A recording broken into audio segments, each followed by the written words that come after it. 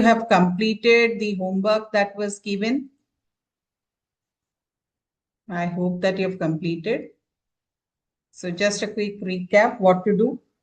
Templates, you will have to complete. Work status, Yamini, you will have to rework and submit. I've already sent you the comments. Yes, Okay. ma'am, I'm working on it. Yeah, Megha, you can start your unit 3. And I think Saumya is not here. Sarah also will start her unit 2. Rupa, today evening I'll check your unit 2 and I will send. Once once I have started review and find it's okay, then you can start your unit 3 lesson plan, Rupa.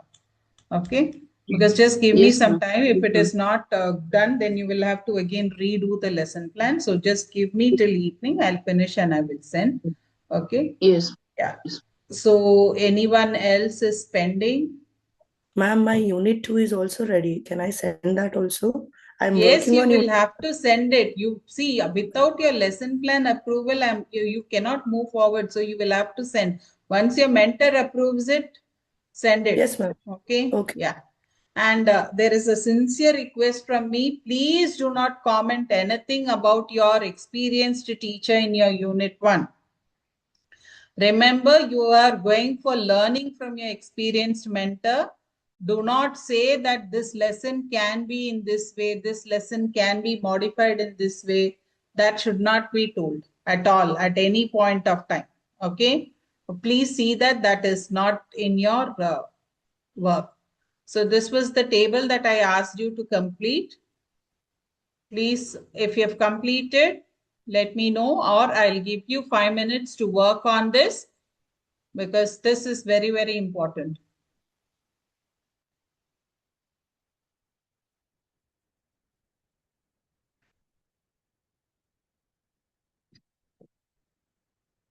And if you have done this, you will have to keep it safe, because if you're planning to do your diploma, this will help you to start also.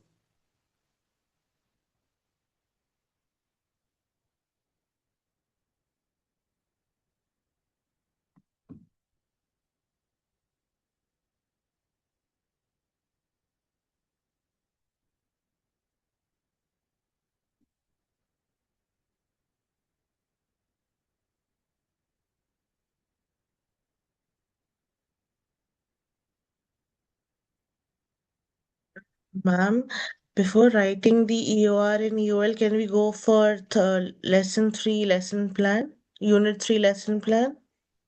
But then what will happen is you will incorporate unit 3's ideas into EOL and EOR. So that is why have your rough draft ready. Okay. Okay, because what happens is you will forget what were your thoughts when you were doing unit 2. So you write it and then you go for unit 3. Otherwise, you will make mistakes in compiling, and sometimes if it misses your mentors and my notice, unnecessarily you will get a fail assignment. Okay, ma'am. Yeah.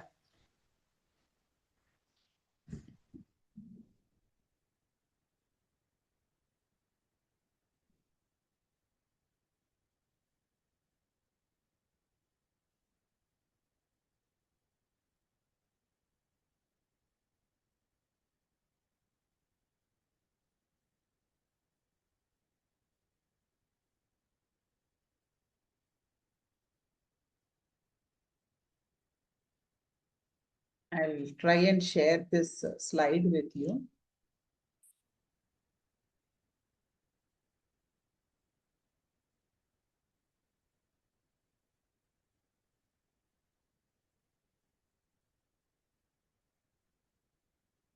Yeah, I'm able to, so you can.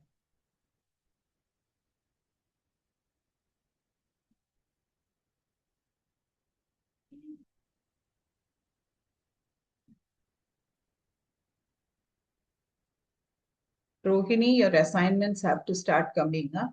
Others have at least started. Yes, ma'am. Unit 1 and Unit 2 lesson plan I sent, ma'am. Unit 1 also done, ma'am. Unit 2 will not be sent without Unit 1, Rohini. That is the reason I told you complete your Unit 1 send. Then Unit you 1, can send. I sent, ma'am, but it is not delivered, I think. Today again I will try, ma'am. Why? Because there is some issue with my mail ID. Why? Because I lost my phone and it was connected with my phone. So it is not logging in, ma'am, my mail ID. So that is a problem I was facing. So I You will. can take a duplicate SIM and reactivate that you can. Okay, madam. Today or tomorrow I will send, madam, definitely. It is Okay. almost done. I already inquired. I already visited this service provider and everyone regarding that. It's going on, madam. Process. Okay. Okay. Sorry for inconvenience, ma'am. Not for me. It is not an inconvenience. For you only, it will become a problem. Yes, yes, That ma'am. is the thing. Okay.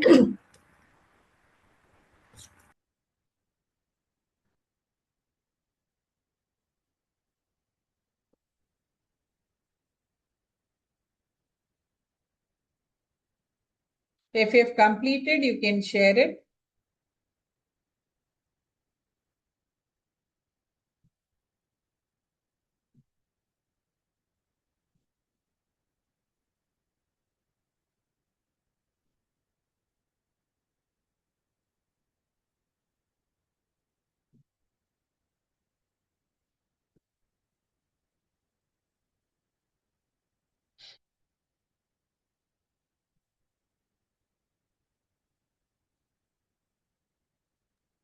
Ma'am, I'm not able to edit in this table which you have shared just now. Now it's only a slide. You can't edit in that. It's an image. You will have to create a table and you will have to do it. Okay. Okay. Or you open an Excel sheet and do it.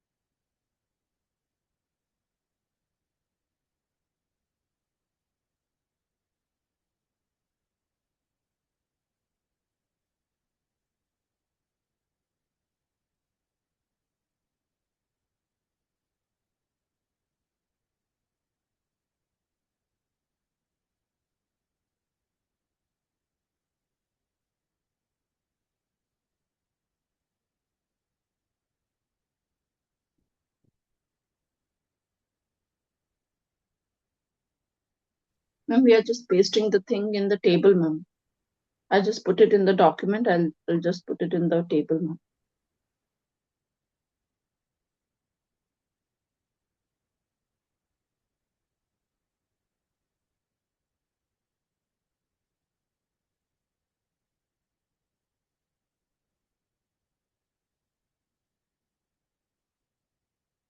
Just give me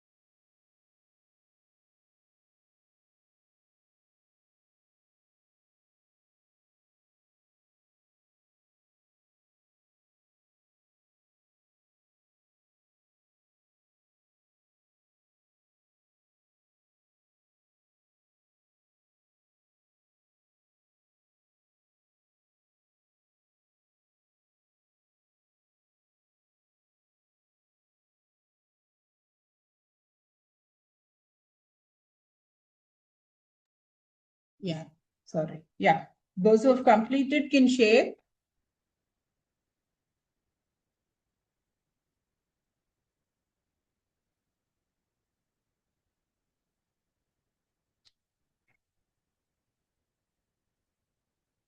Those who have completed can share.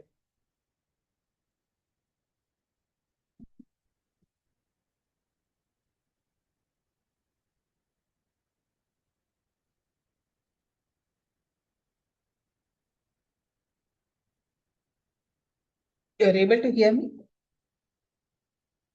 Okay.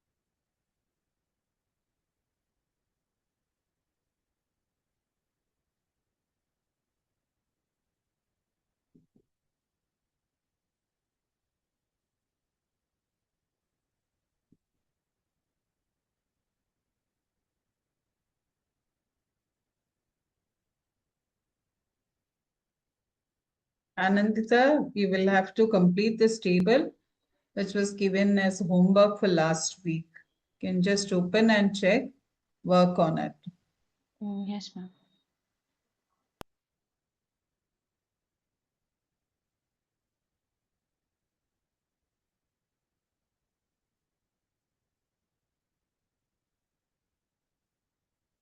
Anandita, can you just sit towards the wall instead of the window because the window is glaring your face?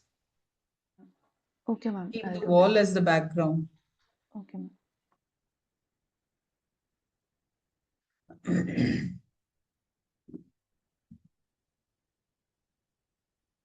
Now it's fine.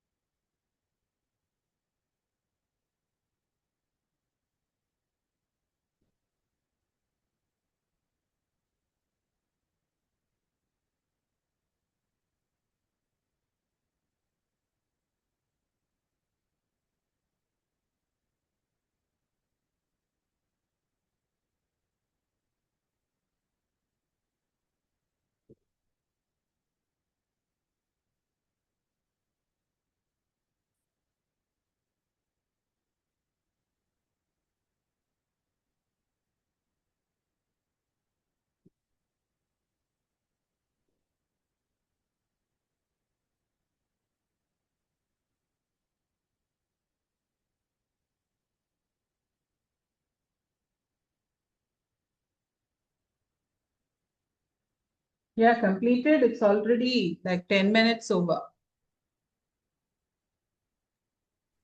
Yes, ma'am, I'm done. Can I present? Yes, please. Sharing is not turned on, ma'am. Just a minute. Share. Hello. Yeah, now you can just check. Yes, ma'am.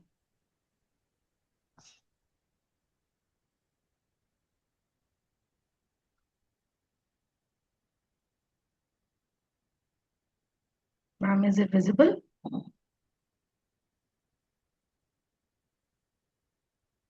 Just a minute.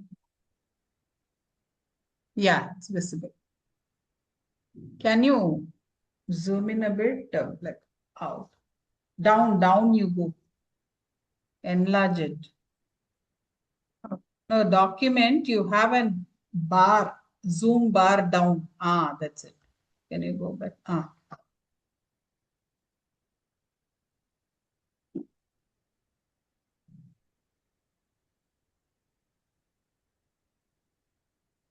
Okay.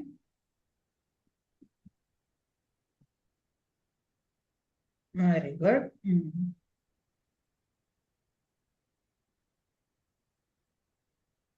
Mhm.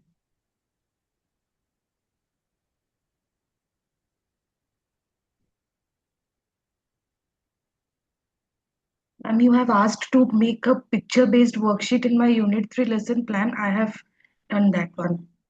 Okay, I'll check it. I'll check it.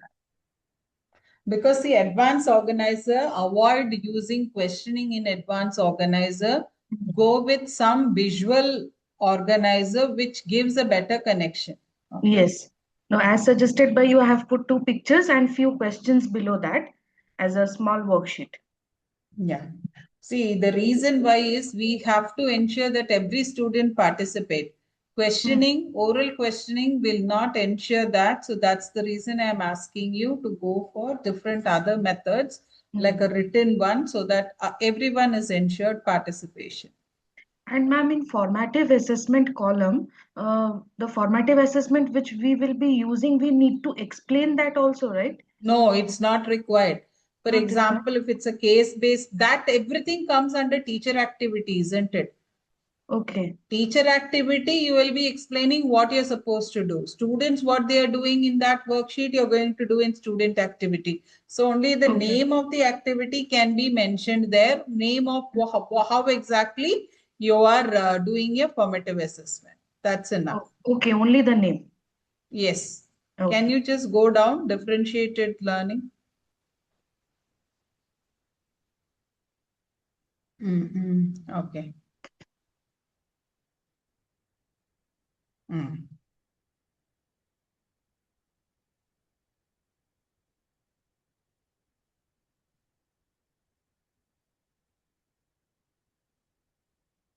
Right. Right. Yes, fine. Okay.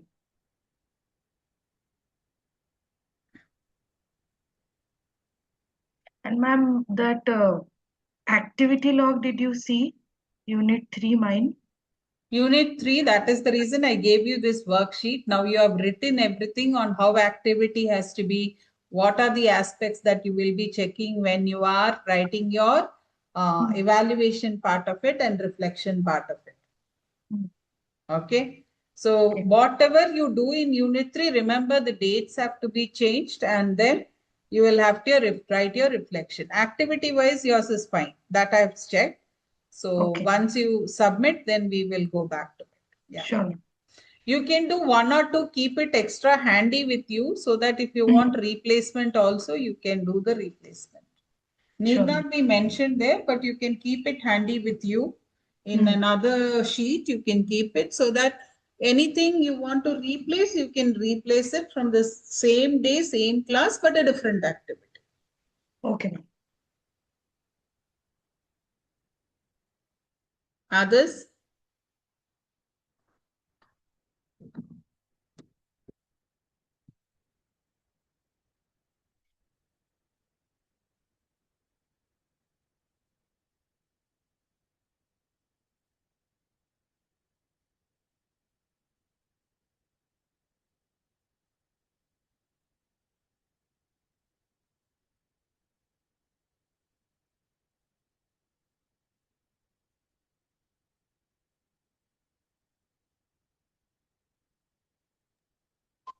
Shall I present, ma'am?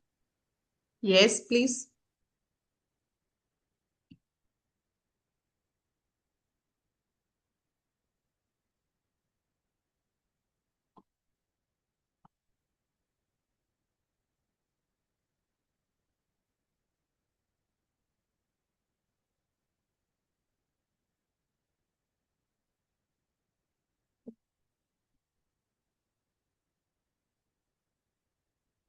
Zoom in a bit now so that I can.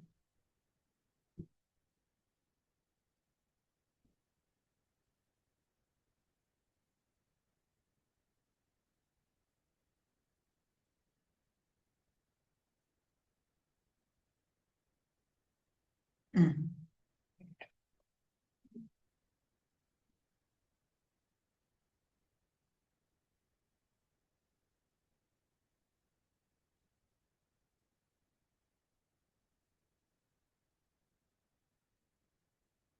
Right.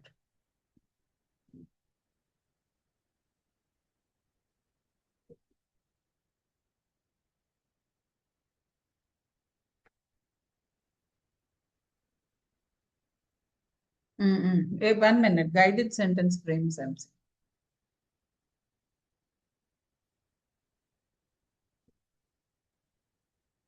Um, 1 minute, Rupa. Don't guided, go to guided one. I just want to understand, you have written, I provide low achievers with sentence starters. The main idea is this shows that and model one example on the board before they attempt the task independently. Fine. This activity helped me scaffold learning for low. Now, this is actually only sentence frame. How does it reduce cognitive load and build their confidence? Because confidence, they actually are going to write the main idea and what is that particular sentence or no that idea represents. So I've noticed that they participated more actively and were able to structure their responses with support. Here you're only guiding, isn't it, and modeling one. So how exactly can you tell me this scaffolding, cognitive load, and no, your last part is achieved?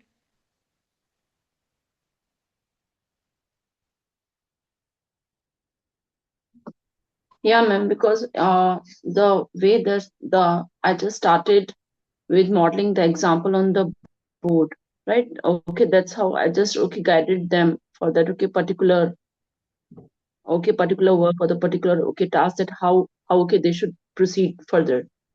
So that is the scaffolding. You've done scaffolding. My question is, how exactly it is Yeah, helping you reduce cognitive load? Cognitive load, and how do you, for example, yeah, I model one it helps example. reduces their cognitive load because whatever. Yeah, yes, ma'am. No, completed.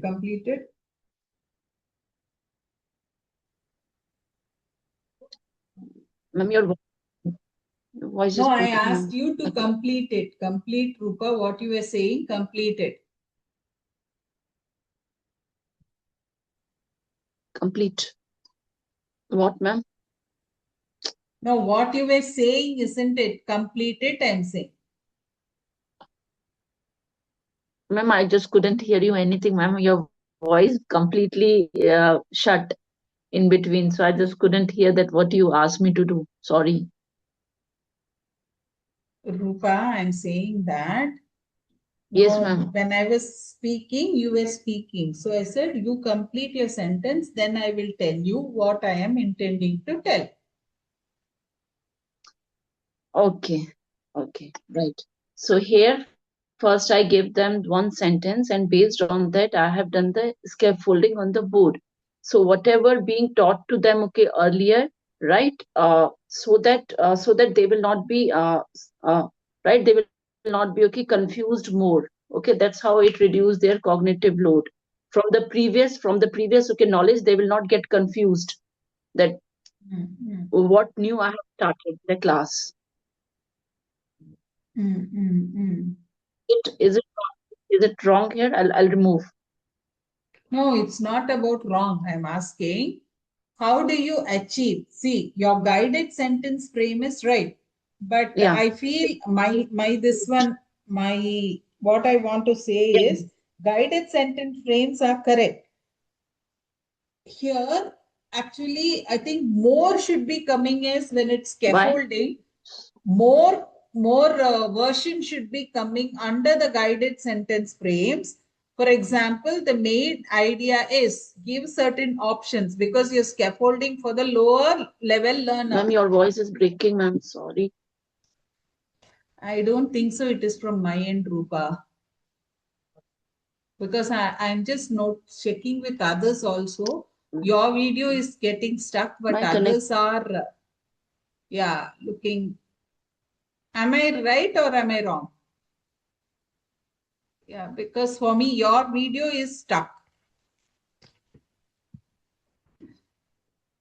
Yeah, but my connection is coming smoothly, ma'am, in both my phone and my. Let me check my phone setting. Because in between your voice is breaking a lot. Yeah, it's coming good. Yeah, ma'am. Rupa, I'll do one thing. ma'am's voice is very clear. Rupa, I guess you need to check your network settings. Ma'am's voice is very clear. Yeah, yeah, ma'am. I just do one thing. I'll just okay turn on my that hotspot. Just give me a second. I'll just leave the meeting and I'll just rejoin again. Okay, I'll just turn my Okay. hotspot so it will not break in between. Wait, I'll do that.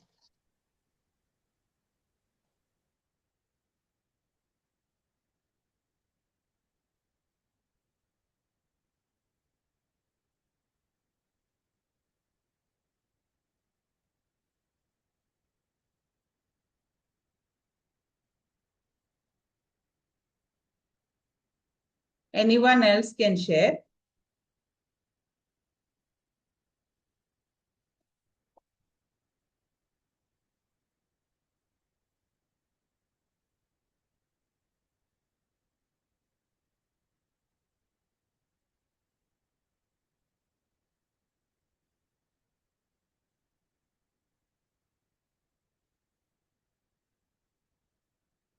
Anyone else?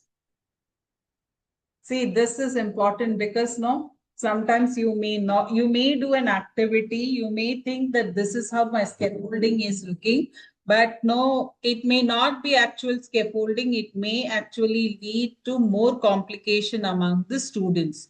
So that is the reason I'm asking you to look into this. When you're writing your evaluative part, you will have to look into how your activity is designed. Okay, and the last column will be about your reflection. Okay, so I'll just wait for her. If Yamini, you're ready? Yamini, Sara. Ma'am, may I share? Yeah, yes, Anandita, you can share. Yes.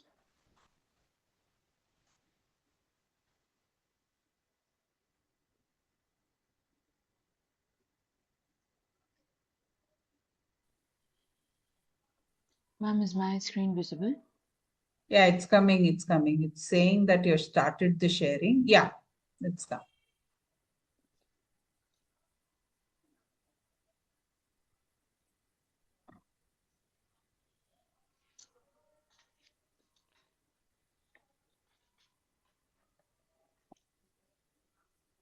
Can you just enlarge it a bit? Yes, ma'am. Ma'am, is this Yeah, fine? yeah, enough, right.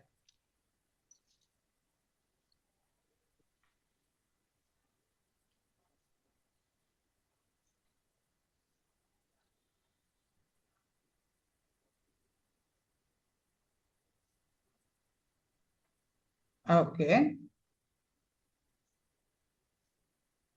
Yes. Right. Guided questions, fine.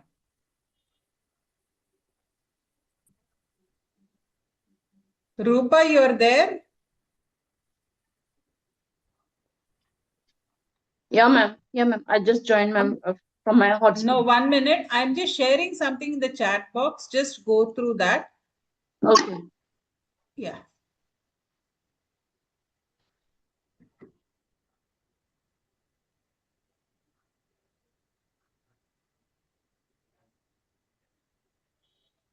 Now, this will come in the end. What is your future planning? Anandita, I plan to gradually withdraw scaffolding. That actually will come towards the end, okay? Okay. I plan to gradually withdraw the scaffolding part. Yeah, that part comes towards the end. Can we go down? Yes, ma'am. Ma'am, so here also I'll do the same where I've written I plan to Yeah, explicitly model. all that will come towards what you will do in your future. Okay, ma'am. Okay, right. Okay, ma'am. Then I'll change it in all of them, ma'am. Yes.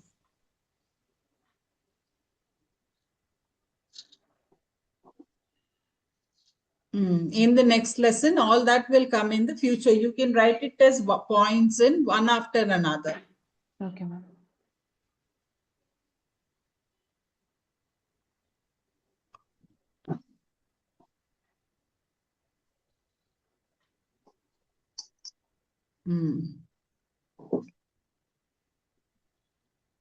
Okay, that's fine, right?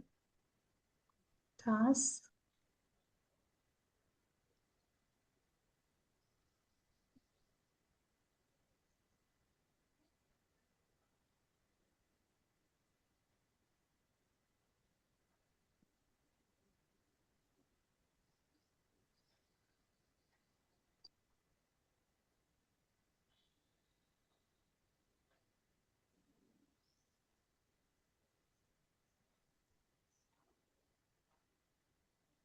Okay, go down.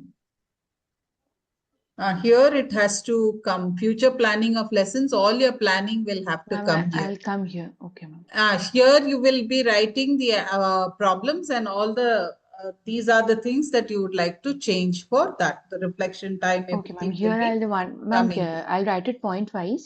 1, 2, 3, 4 like Yeah. that. Okay, ma'am. Yes, you can. Okay, yeah. Yamini, you're done. Rupa, you saw that guided sentence frames, what I have written? Yes, yes, ma'am. Yeah. So what I Okay. felt is your cognitive load, building confidence, that part was right. But when you're scaffolding, it has to be with choices that you're giving to low achievers or low performers.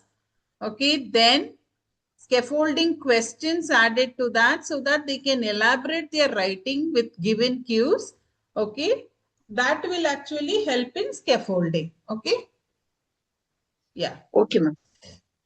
Yamini,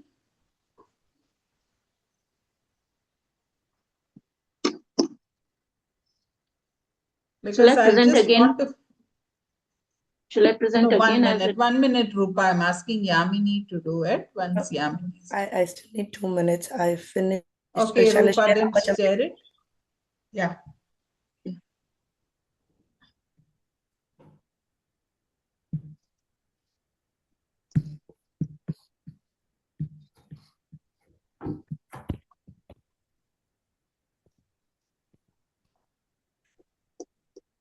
Are you able to see?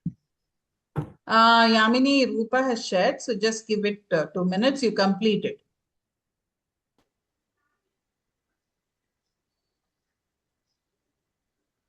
Okay, the preparation of resources is fine. Can you go down?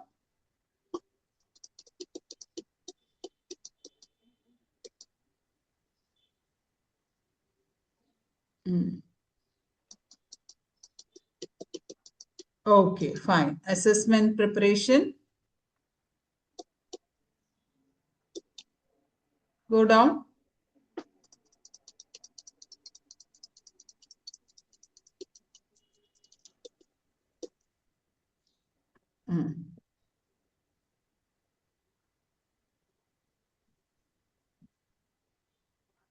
Right.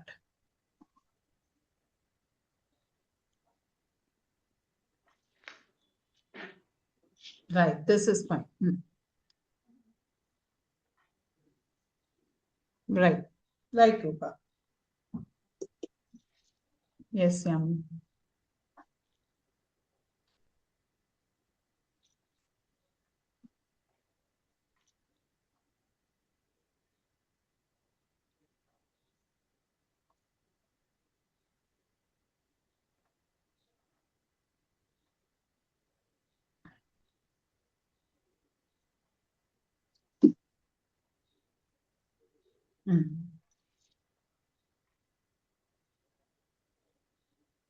Okay. 1 minute. How did you help them? Scaffolding to low achievers is how did you help them?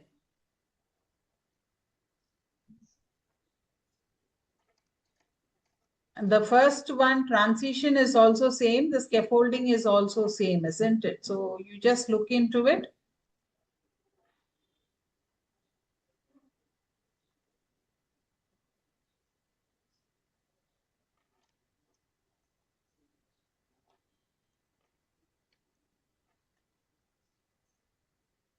You understood, Yamini, what I'm saying? I think you're on mute.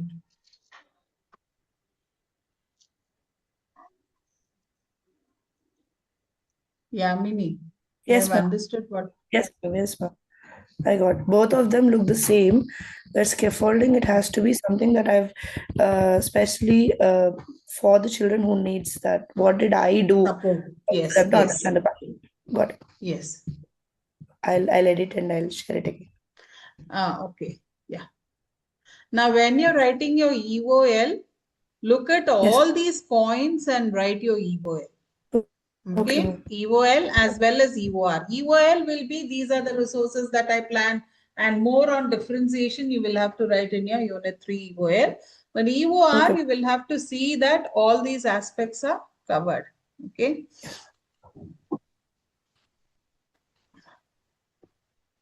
Now, how to Ma'am, evaluate your lesson? ma'am, can I share, ma'am? I'm also done.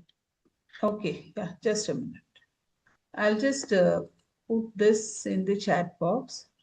Okay. You will have to evaluate on these four things. So, yeah, yes, share. Sarah, just you can share.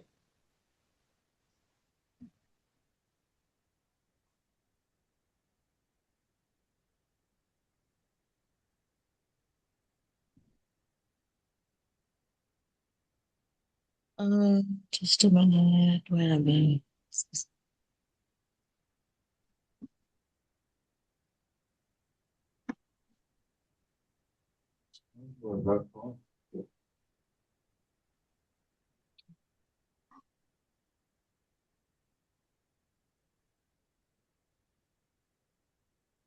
Hey, ma'am, can you see it, ma'am?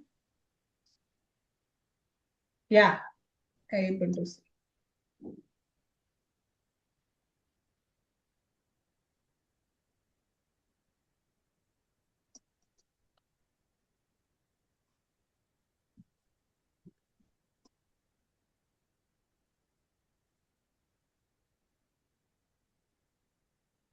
Can you just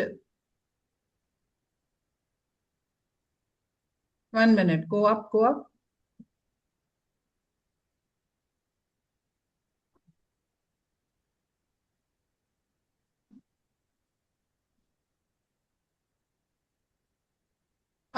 Right, right.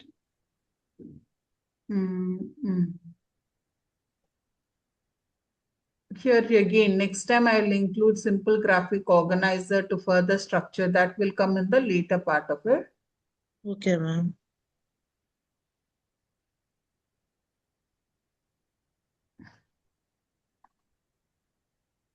Differentiated versions of worksheet. Okay, tired task. Can you just come down? Group B, explain the impact, suggest possible solution. Now, 1 minute. So group A is the lower, right? Second is the middle group, and the third one is the high achievers group. Huh? Yes, ma'am. Okay, fine. Then fine. Right.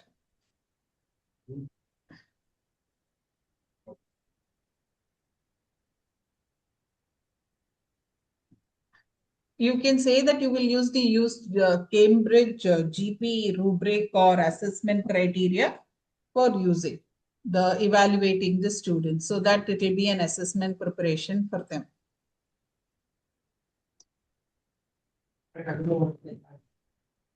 Right. Okay, ma'am. Right. This is fine. Thank you, ma'am.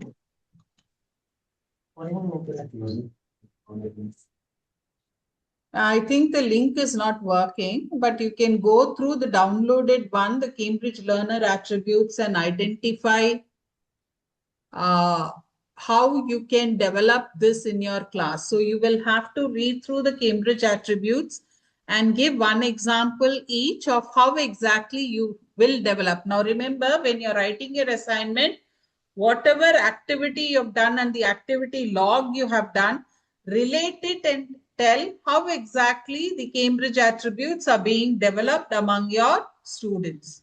Okay, how Cambridge attribute helped you as well as your learners, that must be coming in your unit 3 EOR.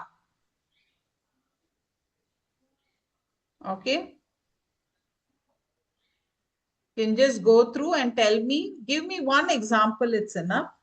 Yeah, link it's not working, but I've given you Cambridge learner attributes and identify how you can develop. So there is a resource 417069 developing the Cambridge learner attributes guide.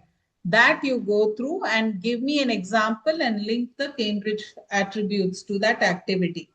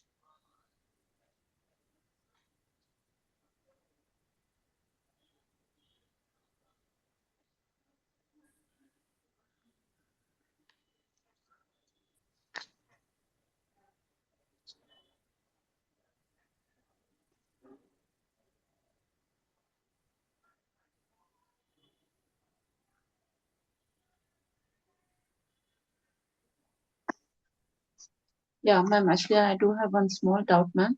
In the unit Yes. 3, whatever lesson plan we have prepared, we have to actually link link that activities with your question which you asked just now, that No, how not we lesson plan. Not okay lesson plan. In your okay reflection, evidence of reflection, you will have to connect. evidence of reflection, that Because how. you look into your module guide, no? Because all these are coming in evidence of reflection. Yes, ma'am. Okay. Okay, lesson plan is you will have an objectives, advanced organizer, one group activity, differentiation in the class. Okay, then Yes, exit ticket or feedback, exit ticket and feedback from students. Okay, yes, that must yes. be collected.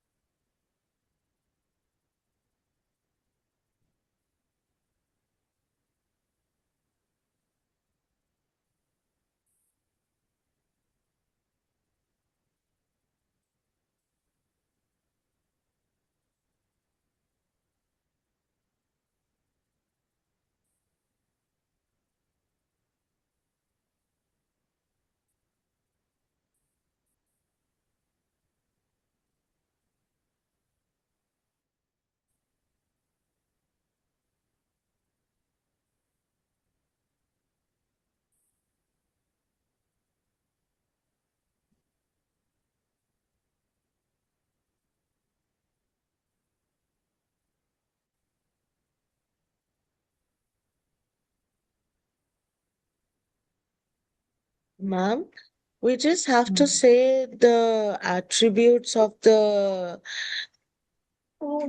teachers or the entire lesson, how we incorporate No, it. not an entire lesson. For example, you are thinking about an activity to be conducted in the class.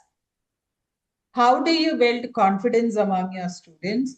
How you build responsibility among your students? How do you make them reflective? How do you make them innovative? And how are they engaged in that activity? Include these 5 attributes in the activity and tell me and say. Okay, you want to have all these things in an activity and then show it to him. Yeah, you cannot write your reflection also based on like, no, these attributes I'm building in your class. Through your activities, through your class, how you're building these attributes, you have to write. So I'm asking you, give me an example base for that. Okay. I'll do it now. Quickly.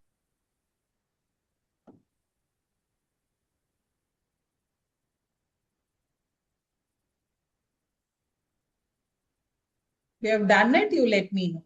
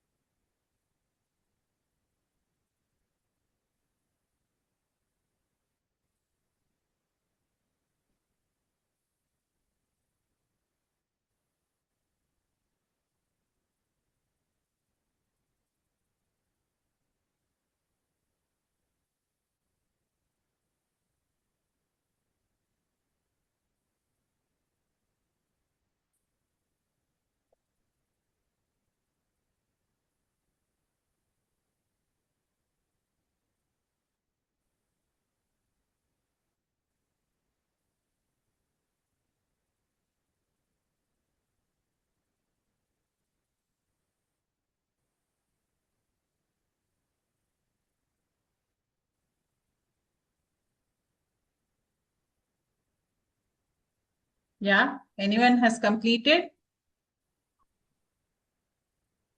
Connect an activity. Ma'am, may I? Yes, Megha. Yes. Yes, ma'am. So I would like to explain the activity of modeling the electron flow through a role model. Sorry, Okay. role play activity. Ah. So in this activity, ma'am, first of all, the Cambridge attribute confident will be developed because each student will be physically representing the electrons, the switch, and the other circuit components, which will develop confidence within them.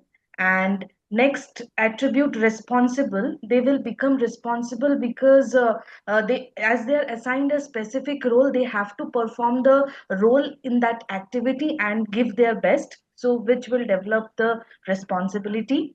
And reflective will be in the middle of the role play activity if the teacher pauses and asks few questions like what is happening now, what will happen to the electrons if the switch is closed or open. So the students will think for a while and reflect to the questions asked by the teacher. And next is innovative. Innovative means instead of following the traditional way of learning a lesson or a topic, doing a role play activity by becoming themselves as the electrical components will be more meaningful and more understanding. And the last one is engaged. So the physical movements, the collaboration among the students will bring engaged attribute within themselves in this role play, Okay. which will motivate them to further participate in any other role play activity. Okay. Yeah. Anyone else?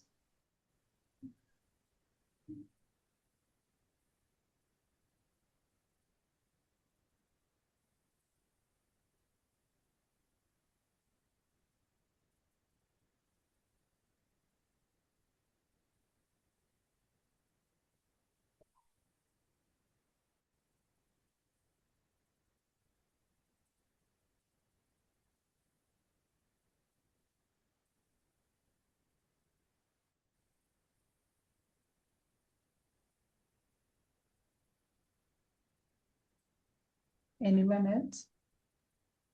Can I Yeah. say? Yes, Sarah. Okay. Ma'am, my subject that I deal with is with global perspective. So the main aim of the subject is to bring awareness, to make them responsible. So how do I do it with is confidence is very important. Like one of the other, it's very important. So the confidence can boost her with the communication skills. So I give them more of a group discussions and then ask them to lead, just not one person. Everyone will get a chance by this activity. There will be one person is going to share, and then at the same point I make two different groups, and then I ask that one person to stop sharing and then ask the other person to complete the viewpoint. It's actually the first person's viewpoint, but that is being shared with the other person. So that bring confidence in them, because the way I think it will be different from the other, but in the same chronological order, he have to explain now. So that bring confidence in them. I usually do. Make them start with a lower. The person who is not that expressive, I start with that person. Then the person is more expressive, more confident. Then that person will lead, and then responsible. For example, in water scarcity, that automatically connects my topics. Automatically connects to the real world issues. So that become responsible when I connect that one issue with a global perspective or a national awareness, that bring responsibility in them, that what can the issues will be. And for reflection, always I give them a piece of writing so that they can reflect on whatever we have done, and they have to get it back to the class. So in that way, the reflection is attend. And for innovation, they usually make awareness. They make a small shout out boards, and sometimes they walk around in the corridors, bringing awareness that this is not right. Like for example, if bullying is there, we had a small campaign with the charts that bullying is not allowed, and this should not be happening. And racism, usually any new child come into our class, if he's dark or if he's light in color, that is also an issue that was happening. So they were carrying these boards that racism is not allowed, it's not right. And when it comes to engage, it is obviously engaging when you are connecting the issues that are happening with the real world in global and international, in the global point of view. So students are actively involved in planning and creating, and they even present their viewpoint in the form of presentations or a chart paper or anything that is convenient for them. I give them choice. I don't tell them that in the last thing it have to be something my way. Sometimes I give it in a directive way. Sometimes I give them a choice that you can think of anything and you can come up with anything that is appropriate for this activity. Very true, very true. See, reflection doesn't mean it is like connecting to the world or something like that. See, for you, okay, you said water scarcity is a problem that they can reflect and they can be responsible. Even make us electrical components one. If it's connected to the wrong circuit, it will not only damage the circuit, it can damage the entire house or the organization, the building to which it is connected. That becomes responsibility, isn't it? So that way also responsibility can be taken into consideration. What happens during short circuiting? Okay, that also. And reflective need not be from your questions. For all of a sudden, if this child asks you, like, ma'am, all this is correct, but no, drought is a natural phenomena, right? Water scarcity happens. So what will happen to people if there is a severe drought? So that means what? They are extending the thinking beyond their textbook. They are reflecting, or they start telling about, ma'am, this happened. I never knew this was because we were wasting water. We had to suffer with water loss because we could not get groundwater during summer. Our bore stopped. Something that they are able to connect it and take it to a larger this one idea. That is the reflection that is happening in them. Okay, that actually will help us. Okay, even when we talk of electricity, If they say that we are overusing current as a result of which no we are suffering during summers, if they are able to bring that connection, that link to the current topic, that means they're reflecting on what is happening. And no, when they walk out of the classrooms, consciously they come back, they have walked out, but no, the brain is, they come back, you may see, students coming back, switching up and going. So that means what they're reflecting, that is a silent reflection that is happening in their heads. So all these are very, very important aspects when we talk of reflecting. Innovative also, that no, like, okay, it's hot, humid, but no, we switch on fan, it's going to be outside, there is a very good breeze, let me open all the windows and keep. So this idea that comes also is something that is innovative for a child, because he's thinking differently. I'm not talking about the age group of secondary, I'm talking from the age group of primary. When they do it, when they see a leaking tap, take a cup and keep it underneath it. All this comes under innovative and reflective thoughts that the students have as they understand and they do a deep thinking about the lesson. Okay. Yeah. Anyone else? Yeah, ma'am. I just put up one topic regarding that all the attributes of Cambridge learner. Okay. For example, just started with a small analysis of a short story extract. Extract is there in the Cambridge textbook, and I asked them to just identify the theme, tone, structure, and the language techniques of the extract. So how I'll just go on with that. Okay, confidence. For example, I have just given them the think, pair, and share activity to just analyze theme and tone of the extract. So I just display the two questions that what is the main theme of the extract, and what tone is created, and how you can identify. So by think, pair, and share, they actually feel very much confident, and they think individually, and they just discuss in the in their peer group, and then share their responses with the entire class. So attribute here is developed that the confidence, they just gain the confidence in just expressing and interpretation, that using the evidences from the extract.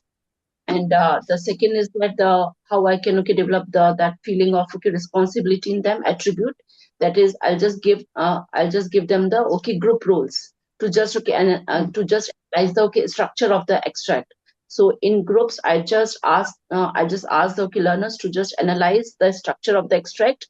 What is the beginning, how the plot of the story being developed, and what is the ending. So here I'll just appoint the group leader, and I just ask them to present their ideas in a group. That responsibility will come, and how, and I'll just ask right to the each group. I just put up few questions. For example, how does the opening hook the reader? How does the tension build up? How does the ending leave an impact? So all these questions, they will just answer in the group, so that they will feel themselves quite responsible regarding their group analysis work. Right, ma'am? Okay, And they'll take responsibility for their group work, right? yes, for the group work, and I have put up the few questions, right, so that they will just discuss among each other, and they'll present their ideas. After that, reflective, I'll just ask them to just write that one technique which they have identified from the extract, one area which they found very much difficult in the extract, and one strategy, right? One strategy which they actually want to use, how to develop, how to do the, for example, scanning for the various language, various language techniques, how they will identify. So I will ask them to just give me the one important technique which they will use the next time. So that's how they will reflection. They just reflect on their own learning process through this activity. And And regarding the innovative, ma'am, I just asked them to just rewrite one small paragraph of the extract, and keeping that same theme, whatever theme is there in the extract which they have read, keeping that theme same, they should write. They should rewrite one small paragraph by just changing the tone, by just changing few language, right? Techniques in the extract. They are just rephrasing the paragraph in their own words. So that's how I just develop the innovation in them, right? Creative techniques. And engage, I'll just give them the real life. I just ask them to just connect that. How have you ever experienced such kind of situation which actually connect you to the theme of the extract. So that's how they actually connect that theme of the extract to their real life situation, and how their emotions they can actually compare with the main character of the story. So that's how they can actually connect that extract with their own situations in their lives. That is engage with the real life situations. Okay. That is Fine.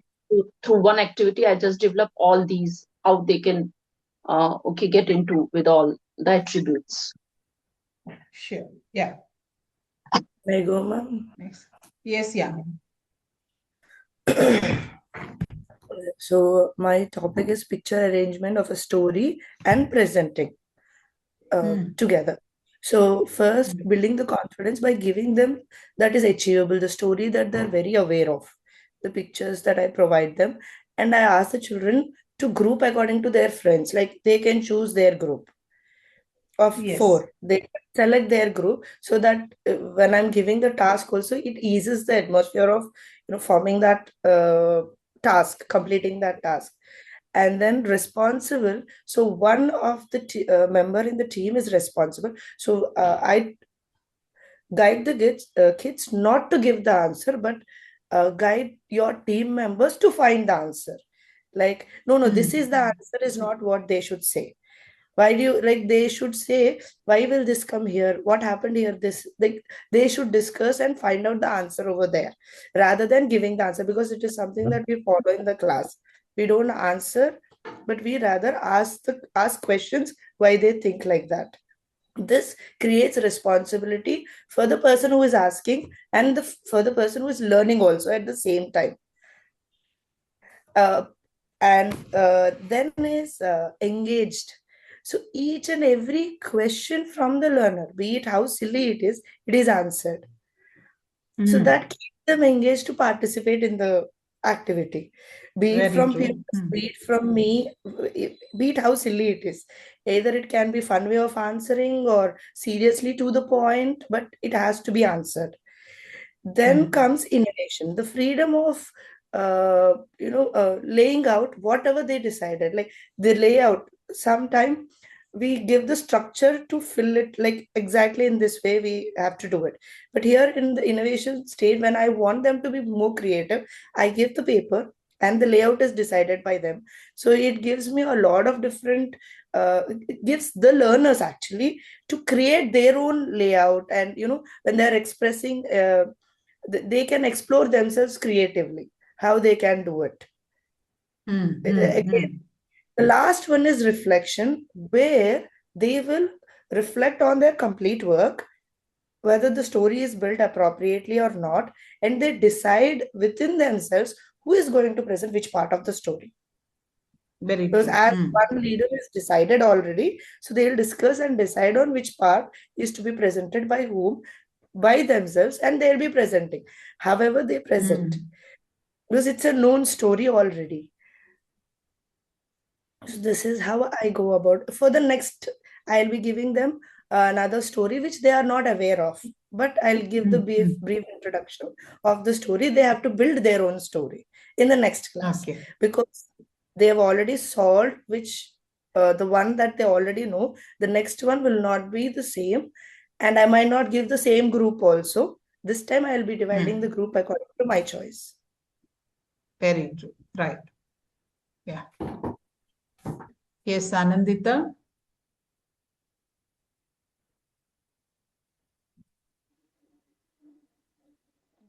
Yes, ma'am. Ma'am, I have chosen for grade 10 the extended. I would like to choose extended response to reading task, ma'am, where I would use a non-fiction or literary prose or text that aligns with their syllabus. And over here, I'll ask them to read the text independently. Then they would go on to identify the writer's key ideas and language choices. And then after that, they will produce an extended written response evaluating how they can convey the writer's meaning and the message to another task going ahead to another kind of text. Ma'am, it would mirror their exam preparation and exam expectations and LOs. And I would develop the skills first of all, ma'am, for as confident learners. I will be requiring the students to form and sustain their own interpretations rather than reproducing my ideas or teacher-led ideas. For example, ma'am, if any one of them decides that they are going to decide which language choice is more effective and they would justify their opinions by using evidences from the text. Ma'am, in this way, I believe we can inculcate confidence in learners and build confident learners. Then, ma'am, coming to responsible learners, ma'am, by successfully like making the criteria of evaluation explicit before the starting of the lesson or the text, I believe we can inculcate responsible learners. Like, let me give an example, ma'am. Ma'am, if I give the students the simplified rubric, which is used for their exam preparation, which is already given in their marking scheme, ma'am, by giving them that before the start of the lesson, I can clearly define the assessment objectives and the way that they are expected to plan. Based on that, they are going to be doing their lesson. So I believe their responsibility or the onus is on them how well they carry it according to the rubrics that are already assigned to them to meet the task expectations. Ma'am, then for reflective learners, ma'am, the reflection is embedded after the task where I would ask for some targeted feedback and improvement time based on whatever comments or reviews that I am giving them. I ask them to identify one area of strength and one area of weakness. Ma'am, it would help them to get a depth of analysis and a clarity of example. So they would, for example, ma'am, one learner may note that they have identified the techniques properly, but the effects of what it is creating, that what the writer is trying to create in the text, that is something that they need to elaborate on further. So, ma'am, by identifying their own areas of strength and weakness by themselves, based on the comments that I'm going to give them, I believe we can, in my classroom, I'll be able to create reflective learners.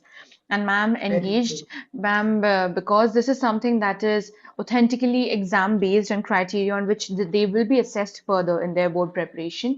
And by effectively engaging them from the beginning, by making them analyze the ideas, evaluate their effectiveness, and guiding them to construct their own extended arguments based on what is given in the text, that I believe we can keep them engaged throughout the lesson where they are effectively responsible for their own learning throughout every step of the way. And Very ma'am, true. for Yes. innovative learning, ma'am, by allowing them, when they are doing the task, by allowing them the flexibility to structure their own responses and asking them, like, leaving the choice on them that which ideas they would prioritize over the others. This is something I believe can create or make them innovative, ma'am. While all students will respond to the same text, the main areas of focus will differ from student to student. For example, which tone, which imagery, which argument they are going to take up. And that is, I believe, how we can take up innovation or make them innovative learners in my classroom. Very true. Yeah. Yeah. So now we will take a small break and come back and look at, remember the cycle: planning, teaching, learning, and assessment. So this cycle we will be looking at as checklist. Okay. I'll give you a 5 minutes break. 10:51, we will join back.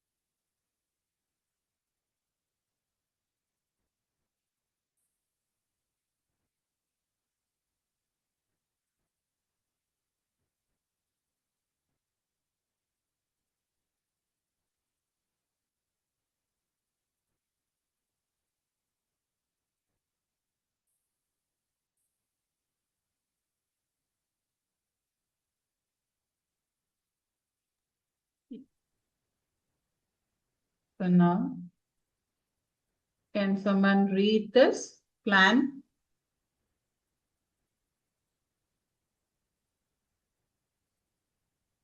Can someone read? Read it May loud. I Yamini, can you read? Yeah. have clearly stated aims and objectives so the purpose of the lesson was apparent? Have a Did coherent your lesson structure. have a coherent structure? It's like, did your lesson? Okay. Did your lesson have a coherent structure? Did your lesson show well defined links to previous learning and the learning objectives or outcomes? Did your lesson show a variety of teaching and learning activities that were mainly based on active learning approaches? Did your lessons show teaching and learning activities that were sometimes differentiated? Did your lesson show a variety of formative assessment methods that were used to support and monitor the students' learning throughout the lesson? Did your lesson show a range of resources used to support both learning and teaching? So when you're planning in your lesson plan, have this as a checklist. See whether you're doing all this. Okay. Now writing becomes easy because all this must be incorporated in your reflection. So only thing you have to connect it with theory, how you have done it. Right. The next one. You Next want one. No. do you, Sarah, can you read? Yes, ma'am. Did the teacher demonstrate sound subject knowledge and enthusiasm for the topic being taught? Did the teacher use mainly active learning approaches to facilitate student learning? Did the teacher communicate effectively when making presentations and giving classroom instructions? Did the teacher use effective questioning techniques that challenged and extended the students' learning? Did the teacher provide students with opportunities to reflect, think, and apply their learning? Did the teacher provide support to all students to make the learning inclusive? Did the teacher manage the lesson effectively so all the students were engaged and motivated to learn? So when you're teaching, remember these aspects. So in your reflection also, this should be covered, okay, with appropriate theories. Yeah. Next, Megha, can you? Yes, ma'am. Did the students know and understand what was expected of them in the lesson?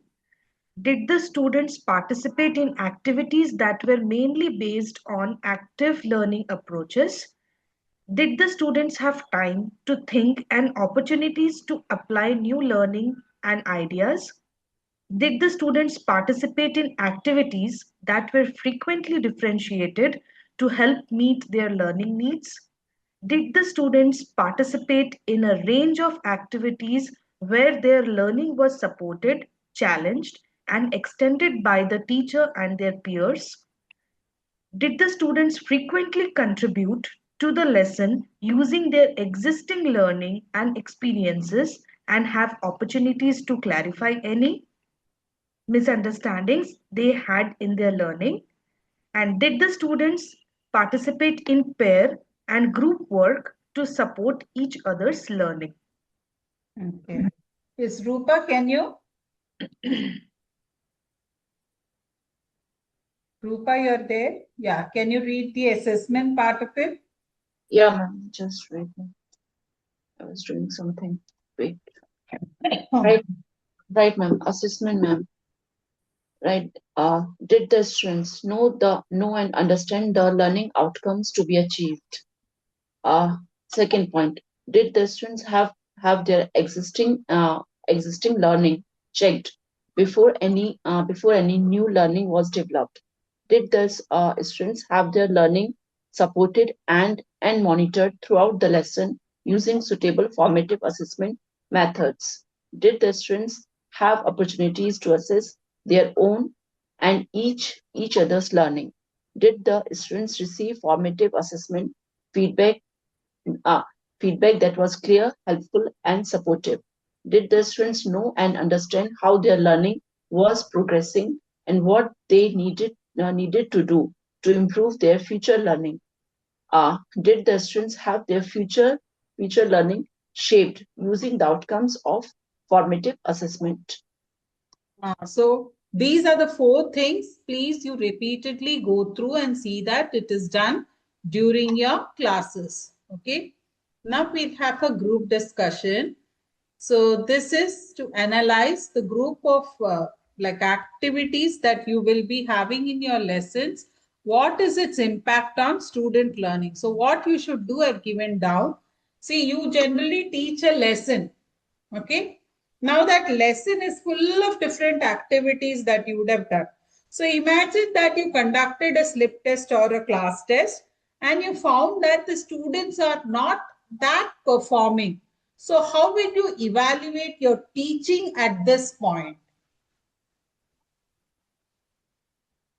What will be your analysis at this point?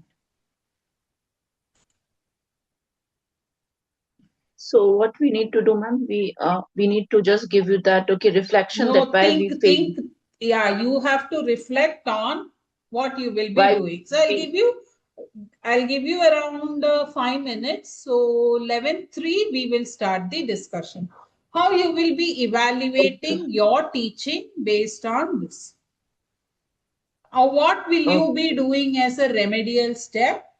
Where do you think you need to modify what you need to do in order to see that your classes are impactful and effective? Think about it.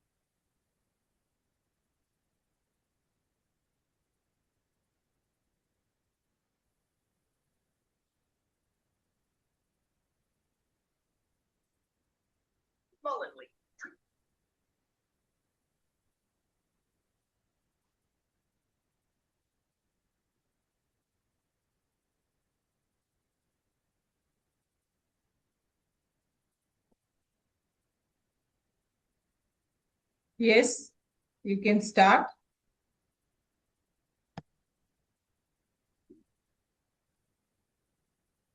Can I start? Yes, you can. Oh, yes, ma'am. So if I notice that my students are not performing well in the assessment, so first of all, I would treat this as a feedback on my teaching, not as a failure of the learners. And I would like to do two things in order to improve. The first one will be I will analyze the assessment data. Means first I will check that the students' responses to identify the common mistakes in them, and will also check for the questions which are left unanswered by the majority of the people, which will help me resolve, or which will help me find out whether the issue is in conceptual understanding or applications or in the interpretation of the questions. And the second thing which I would do is I will also reflect between the teaching and the assessment. Means I will check whether the learning objectives were clearly stated to the children or not, and whether the activities according to the learning objectives were up to the mark or not, and whether there was a mismatch between the activities and the questions, which will help me identify the gaps between my instructions and the assessment which I have conducted. Very true. That's These are true. the two things I would like to follow. Okay. Ma'am, can I say next? Yes. Hmm. So what Megha ma'am said is absolutely. I will also do the same first two steps, and then I will reflect on that when if I'm doing a group discussion, when it's a group discussion or a group activity, obviously one person will dominate the other persons. So in that, sometimes what happen, we might neglect somebody who is not giving more of them, not sharing much of their opinions, and we are not able to understand what were the students. So I will do it like, instead of doing a group discussion, I'll make sure that afterwards there is a pair share also, where in pairs they are teaching each other. So whatever is missing out, the other person will say, and the other person will learn, and I can even review by listening to both the side of the children. Uh, is it clear, ma'am? The last part I didn't get it. The last one you said the children will share. Two group will be sharing. What is it about that they are going to share? whatever content that I was teaching. In the group discussion, also they are sharing the content, but there's just one person sharing. So that I couldn't understand which were the other students who were not able to understand better. Because in the group discussion, one person will be the more dominant one, right? And the other person will not. So in the group discussion, if there are just two people sharing, I would know how much, till what extent the one person have understood and what extent the other person have understood. So if there are any gaps in between, I can rectify it. If there Right, are a lot Sarah, of now that gaps, is an peer will activity assessment. That is an activity assessment. yes, an activity assessment. My question is, after you have completed the lesson, remember you have done a sequence of activities also. You have completed the lesson. Okay. After that, you come to know that the performance is not matching with whatever engagement or no teaching has gone in the class. Now, how will you evaluate your teaching? That is the question. Yeah, I mean, like how Megha ma'am said that I will do it. I'll check the paper, what all, how many people have done the same mistakes, and if it's the same mistake now it is done, I cannot redo it. So I will have a brief summary of what was the student were not whatever they didn't understand. I'll go through the same things with a different approach. Okay, okay. Like for an example, at that time I did only group discussion. So instead of now group discussion, I will do think in pairs. So that if one person didn't understand, by the help of a peer, a little bit of gap is cleared, and then the rest I'll do it. Now that the exam is done, but I still have to clear that topic. Maybe that topic is going to connect to the next chapter, and if this is not clear, I cannot move on. So I will go through that chapter one more time. Okay, okay, right. So that would I would that is one way that I will reflect on my mistake and I'll try to rectify it, and the students will have a better understanding. Okay, okay. Right, Yamini? I go, ma'am. Okay. So, first thing, after the class is done, after checking the results, yes, I would not be happy that if it is not up to what I'm expecting. My first analysis would be, was my class activity planned according to the objective? Was my objective and the activity that I planned are in sync, like are they aligned or not? Then, was the activity appropriate for the learner age group? Whatever I Very planned, good. was it appropriate for the learner age group? Then I'll start thinking from the learner's point of view. Was the activity planning appropriate at the stage of the concept, like creating coherence between the different concepts? Whether it are they in sync so the learners can connect and understand? Then was the activity engaging to all the learners groups? Were all of my children able to participate or not? Uh, where in the activity the misconception might have erased which I overlooked exactly, like which I did Very not good. notice when I'm planning the lesson. Then comes the next plan. This is again self, after understanding from learner's point of view, where exactly I overlooked is my self analysis. Then comes the next action plan. First, categorize based on the based on all the assessment. I have to find out which particular lot of my children found it difficult and where exactly they found it difficult, which area of the concept they found it difficult.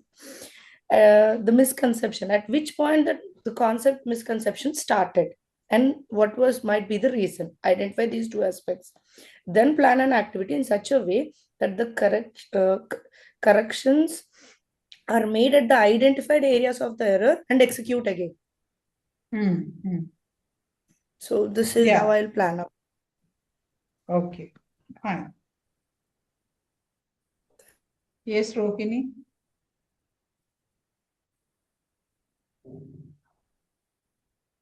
You can unmute your Ma- phone and Yes, ma'am.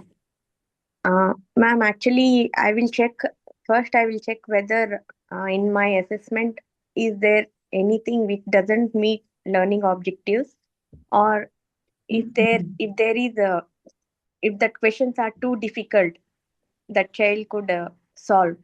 Later, I will ask my Ah, students that where they couldn't understand ah, the method which I taught them.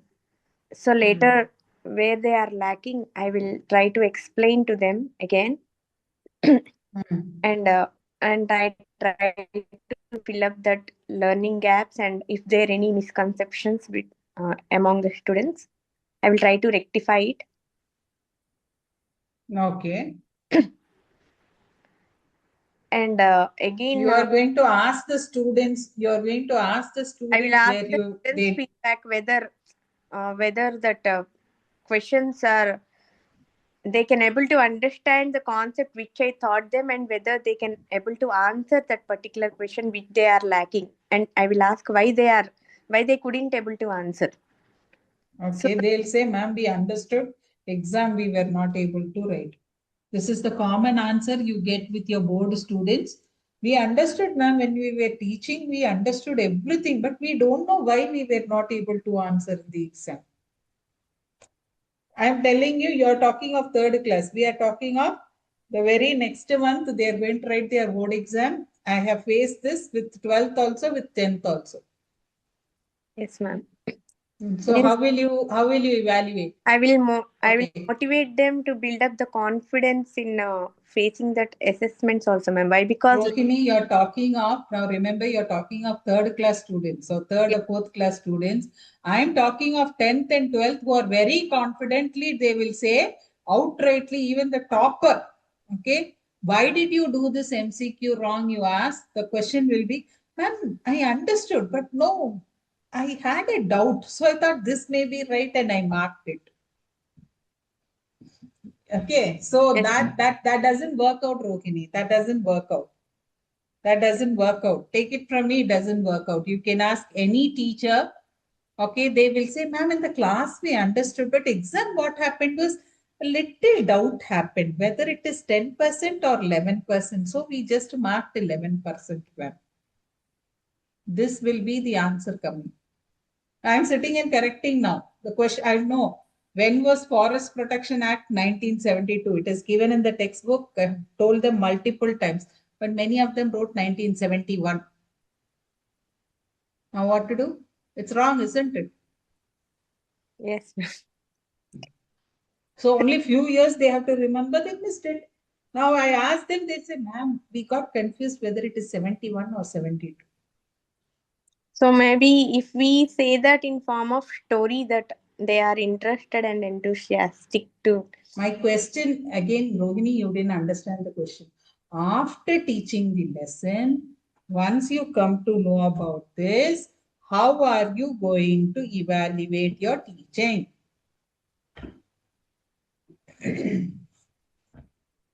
How are you going to evaluate your teaching? So I will Now, check whether there are any misconceptions, ma'am, in the learning. okay. I will check for that, and rather than questioning, and rather than treating them as a failure, I will take it as a feedback, ma'am, so that I will again check my learning objectives where I have gone wrong. Mm. Again, I will check through, and again I self evaluate myself where the whole process, where in the whole process of teaching. That is what I'm asking. Now you came to the point. You said self-evaluate. How will you do? That is the question. See, simple. Now they have written since 1971, no? Yes, ma'am. I know why that mistake came also. Now this is the third pre-board. Why they are writing 1971? Because economic reforms took place in 1991. So that 1991, they get confused and write it as 1971. Okay, ma'am. Okay. So I know that this mistake will happen. So what should I do next? Now I know that they are going to do this. Okay. Now how Yes, ma'am. will I see that they are not doing it in the main exam? That is my problem, right? Finally, I should see that they are not doing that there. right? Yes, ma'am. That I have to see. Now, what gimmicks, what tricks I do, that is a part. Clear? Yes, madam. That I'm asking you, how will you identify? See, for third and fourth, maybe your reevaluation, you are not giving that priority. But if you do it, your students will start shining from the third class and start evaluating them. And higher class teachers know they can look at larger problems rather than this, because they themselves will start looking at why we went wrong in this particular place. Unfortunately, our school system is not equipped to do that, and our teachers don't reflect back like how Megha said and Yamini said, whether it is aligning. First thing is whether my question paper that was aligning to the objectives that was for the lesson.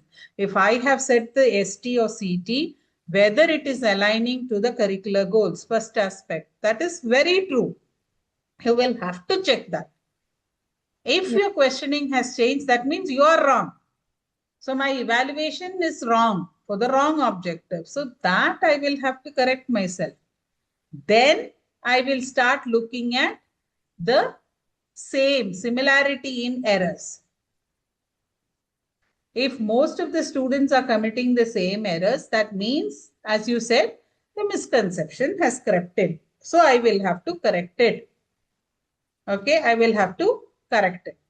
Now, even beyond that, you find a few students that you would have told, no, don't write like this.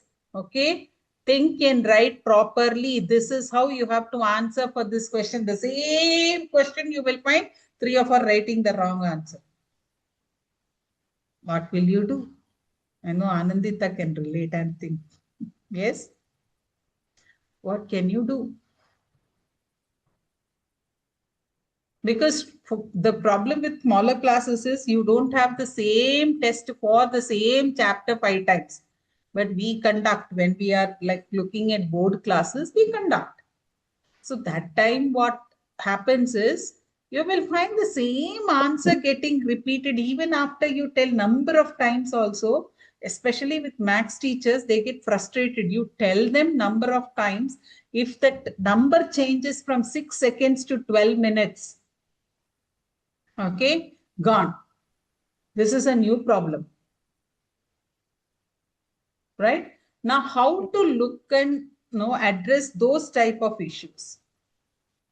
How to address? Because this is a very practical problem, isn't it? No? Even in grammar, you will face. For example, let us take this sentence where you have said good. Okay? You have the degrees of comparison. Now, you don't have gooder and goodest, right? Yes, but still students, no, they try to write gooder and goodest in this one because they are used to that R and S form. Or more good, most good. Even after telling them this is an exception, you will have to write it. No, remember, in your notebook you would have given good, better, best, but still they will write more good, most good. That also they will do. Yes, and now there are, unfortunately, because of social media, the bad influences, they use words like badder.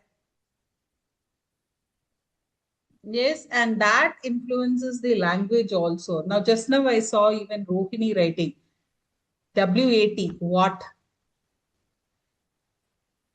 Now, this language sticks into your,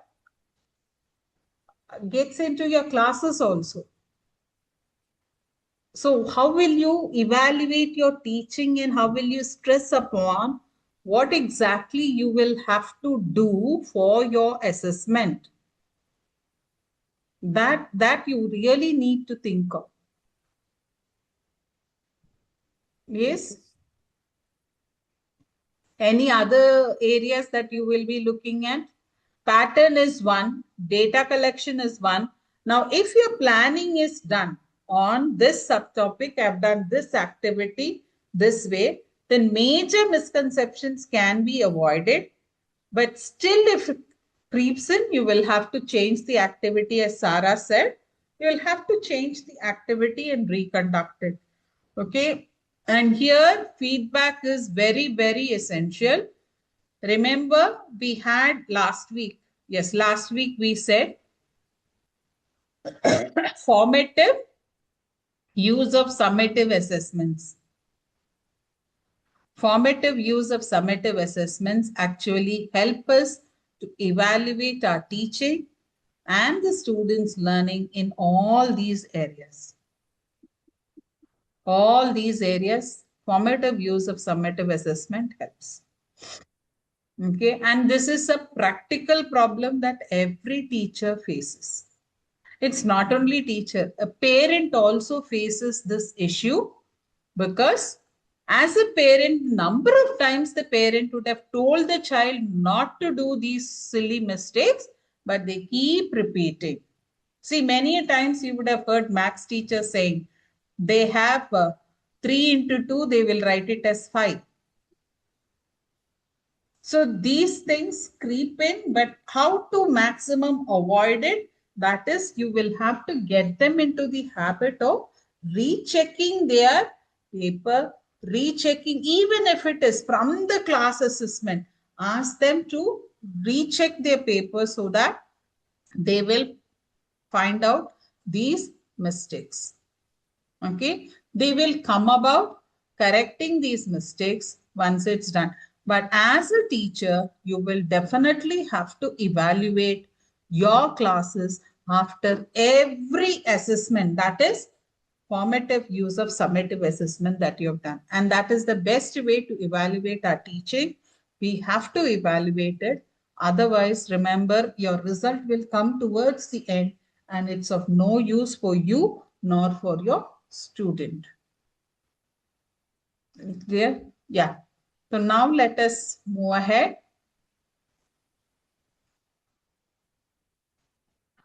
Now, as teachers, you would have conducted classes, isn't it? Now here, this is important. You can read these pages from OECD Teachers, Common Policy Directions. Okay, from page 10 onwards, from OECD, that OECD Teacher Matters. Okay, now during this course, from the beginning, now today is the last class. What is the change that you have seen in you after looking at this? You tell me. What is that change that you have observed? And remember, this is a very important part of your reflection. You should ask your students, actually, now that you're reflecting and telling me, after your unit 3, you will have to ask your students how you have changed from the beginning of this course towards the end. How did your teaching change? Okay, that you will have to collect it from your students.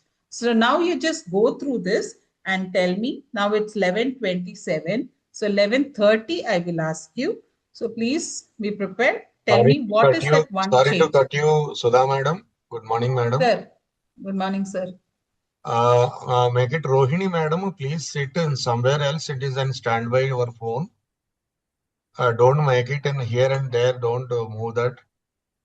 That's other people also. They are deviating, madam. It is a request.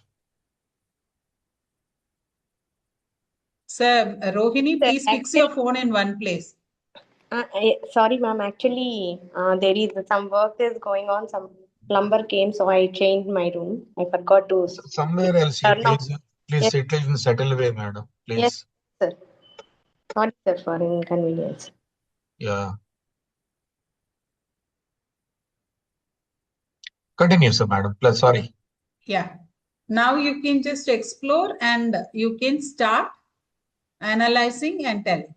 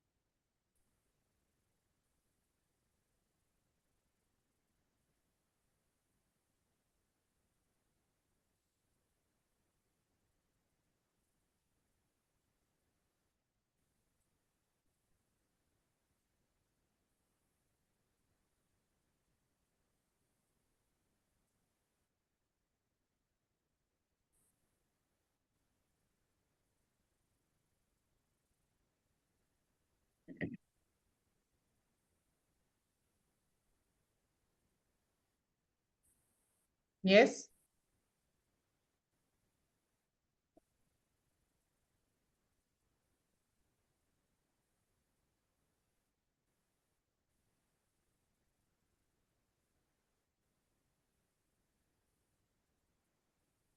You can start.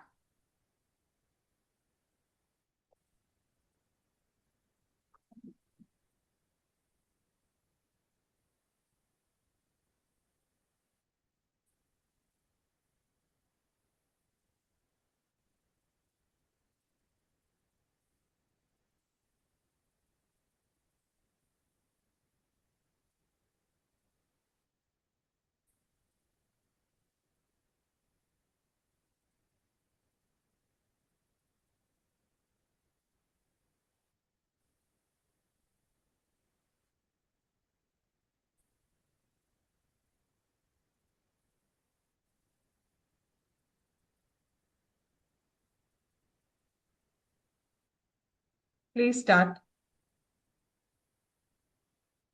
Anyone can start.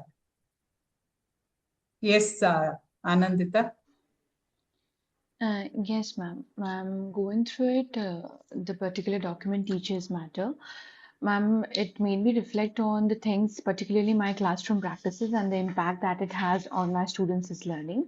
Ma'am, I realized that while I plan many engaging lessons and I use a wide range of activities in my lessons, I've come to realize that variety alone does not guarantee deep learning or lasting of that particular learning.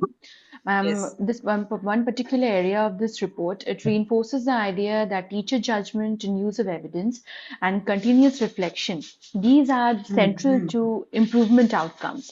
And this has really made me reevaluate some of my teaching choices. Ma'am, one key change that I believe I need to make to strengthen the link between what is happening in the class during the lessons and how they perform during the assessments. Ma'am, over here, assessment evidence has shown that some of them struggle to transfer, as you were discussing just previously, ma'am, the skills that are taught during the lessons, they struggle to transfer those skills without support to the assessments. So, which suggests that I may be scaffolding them for too long. So moving forward, ma'am, I believe I need to create more opportunities for independent practice and plan to gradually reduce that support earlier so that they can become more confident in applying those skills during the assessments. Ma'am, another thing the report also highlights the importance of using assessment evidence to inform teaching decisions rather than just Very good. using the evidence as endpoints of learning. Ma'am, particularly Mm. using this reflection, I can see that I recognize that I need to be more systematic in analyzing the class tests or the efforts that are being taken in the class to identify a pattern of misunderstanding that is going on. Instead of reteaching the Mm. entire lesson, which I tend to do when there is any particular learning gap that is there, I would like to going ahead respond more precisely through targeted mini lessons or the error analysis of those particular areas to give a focused improvement task rather than addressing the entire lesson altogether. And ma'am, another That's true. area of improvement in helping my students, I believe, to become more reflective and self-directed learners, I would say. Ma'am, I provide feedback quite regularly, be it in their notebooks or be it when any writing task is given to them. But I now realize that, ma'am, I do not always allow enough time for them to act on that reflection or that feedback meaningfully because I am giving my feedback today and by giving them their notebooks, which they have submitted to me today, but tomorrow I'm going ahead with another topic. So the time to act on that, to reflect on that is not there. So, ma'am, in my future lessons, I would go ahead and try to plan to build a structured reflection time so that they can think about what feedback I have given and what strategies have worked, how they struggled, and how they could improve it or take it in the next time. And ma'am, this I Sure. believe aligns with developing the learner's responsibility and autonomy. And ma'am, overall, I believe this has helped me recognize that improving the students' learning techniques requires ma'am ongoing evaluation of my teaching and by informed by the evidence that I'm getting from my learners rather than any assumptions that I would make on their behalf. And I believe by aligning the activities which I'm doing more with my assessment demands according to the board criteria and responding more thoughtfully to the data that I'm receiving from them, the learners' data, I would say, and with the embedded reflective practice, which I said, I think I would be able to make more purposeful changes for my learners and in my own teaching practice, ma'am. Okay, fine. Right. Ma'am, can I Right. That share? was good. Yes. Okay, ma'am, according to that article, I have seen that it mainly deals in importantly in three things according to me. The first thing is strengthen professional knowledge and continuous development. It's about the teacher. How, as a teacher, how are we getting the professional knowledge and how are we continuously reflecting over it? By attending, we can gain it by applying it to the workshops. The school usually give workshops, reflect on after each lesson, and then look for the feedback in the form of mentors also and the students also. And the second criteria would be the most importantly is focus on effective teaching practices. We have to look for the teaching practices that have active learning in the classes. How are we using the formative assessments in the class while the class is going on in between to remove all those gaps and adjust the instructions, even though in our lesson plan there will be set of activities that we have planned, but on the spot we have to change it as per the student's requirements. Something won't be there and we have to add it, something will be there and we still have to remove it because the children are still not ready up to that mark. So changing that according to the students feedback and the how they're performing it, we'll get to know in the class by the continuous quizzes and questions and the activities.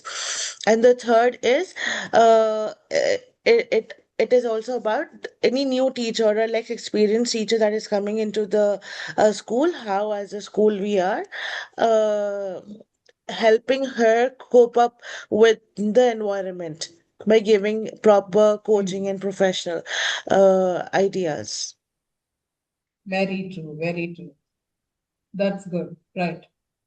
Ma'am, may Yes. I? So, ma'am. Yes, Megha. Yes, ma'am. To improve the students' learning, the first thing which me as a teacher should keep in mind is teaching is a continuously evolving process rather than a fixed routine.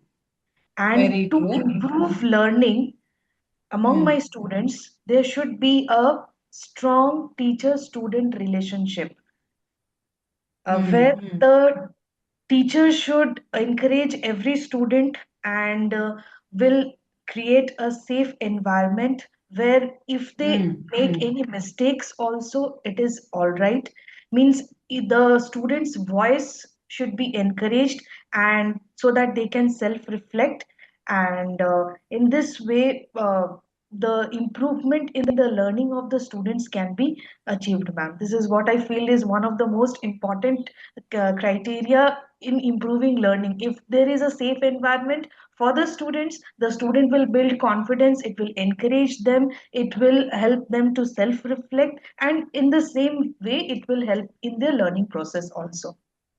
Very true. Very true.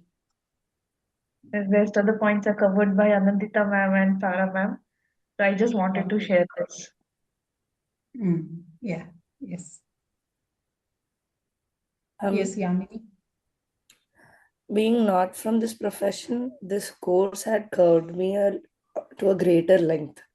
I can see that being implemented in my classroom very subtly. It was not planned or something, but I can see the changes when I'm approaching my children, how I'm planning the lesson, right from the objective to the connection between the concepts.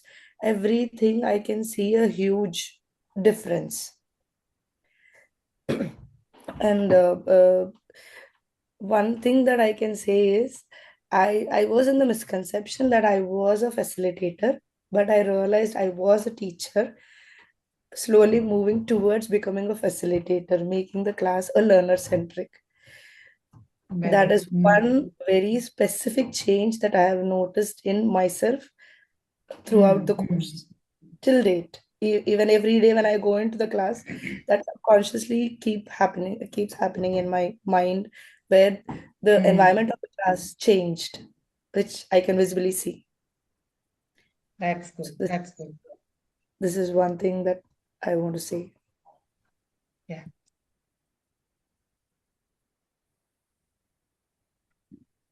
Ma'am, like how ma'am just now shared that how it changed, not as per this, what I have seen change in me is that I always used to see where I am going wrong.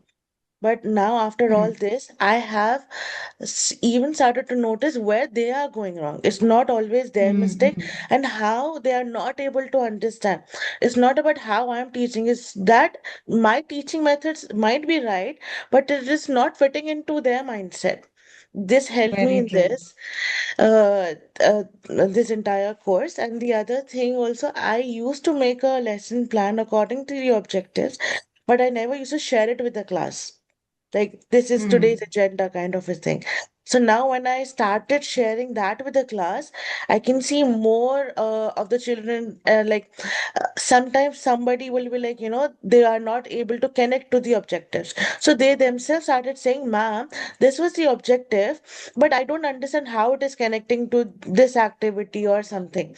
So that learning gap is being reduced while sharing that objective. So that was a very positive change in my class, these two things due to Very this true. course. And thank you so much for being a facilitator, for making Yeah. us see things that we were lagging. Thank you. Yes, Rohini. Now remember, you will have to not write like PL made me aware. You will have to write how the course actually, you have to get the feedback from the students, okay? So you will have to write in your reflection that after my course in this unit one, I have come to understand that sharing of objectives, my students told or informed that sharing of objectives have made given them better clarity towards where the lesson was going. That has to come. Okay. Yes, Rohini. Yes, ma'am. Due to this whole course, I improved myself a lot compared to the beginning before what I am. I learned how important the learning objectives are for framing a proper lesson and making students to understand better in class. And I also observed many changes in my classroom environment after implementing the things what I have learned here. And coming to that reflective teaching, previously I don't know what it is, to be frank, but now Okay. I understood uh, how effective it will be if we reflect on our own Teaching. self evaluating. And I also learned about metacognition in deeper levels in this. That's good.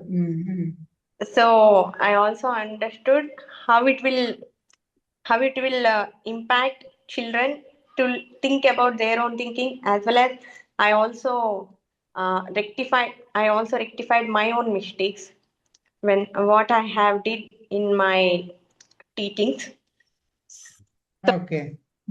It really helped me a lot, ma'am, and thank you so much for uh, each and every session with utmost clarity and patience that you made us to understand everything in a very clear way. And now I am able to see in a broader view than previous. So Oh, this one I can say, ma'am. And thank you so much, ma'am, for thank you. Thank you, Rohini. Yeah. I have one question. So, Can I? yes. Yeah. Ma'am, higher grades might give the feedback like, ma'am, this is helping us. But when it comes to lower grades, because I keep asking, so what is the change that you found in the class? Their answer is, ma'am, it's very engaging. I enjoyed today's class. That is That the itself is a feedback, isn't it? See, they may oh, not be able to pinpoint, but they will say that now, no, I like the lessons very much. I'm enjoying, I'm doing this. Now, that is the feedback because your age group is that they cannot tell you what exactly is happening, but they can tell that they are enjoying lessons more. That is your feedback. Okay.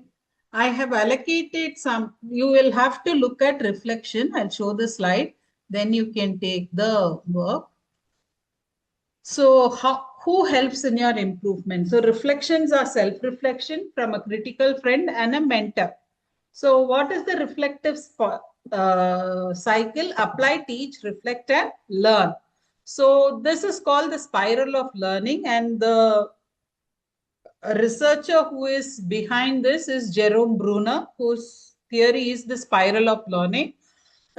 And every education philosophy looks at this particular theory as the base because it has to be continuous learning. So, continuous learning happens only when the spiral of learning is in place. You have a book by Pollard, Readings of Reflective Teacher. Chapter 3 is on the synopsis of reflective teachings. So I have allocated that. So read through it. If you want to share it orally, you can share it, or you can put it in the chat box, your findings. Okay, I've allocated the chapters on reflection. John Dewey and Sean will be by Rupa. Research teacher as a researcher, Yamini. Action research in teaching, that is Sara. Competencies based teaching, Anandita.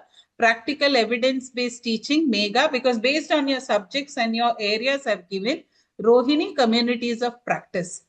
Communities of practice is mostly about professional learning communities. Though we have lots of communities, only question paper sharing happens. Other than that, I don't see any active discussion happening in these communities. Yeah, just read through it and share what is your idea. How do you think this will be beneficial for a teacher? Now it's 11:48. You can take a 5 minutes break and come back and read. That Yes. where we can get John Devan's con in which document? It is there in that reflective reading of or reflective teaching, Pollard. Open there, chapter 3. Okay. It's a Chapter 3. compendium of all the research work related to education. So 11:53, we will come back and you can start reading. Okay, take a break.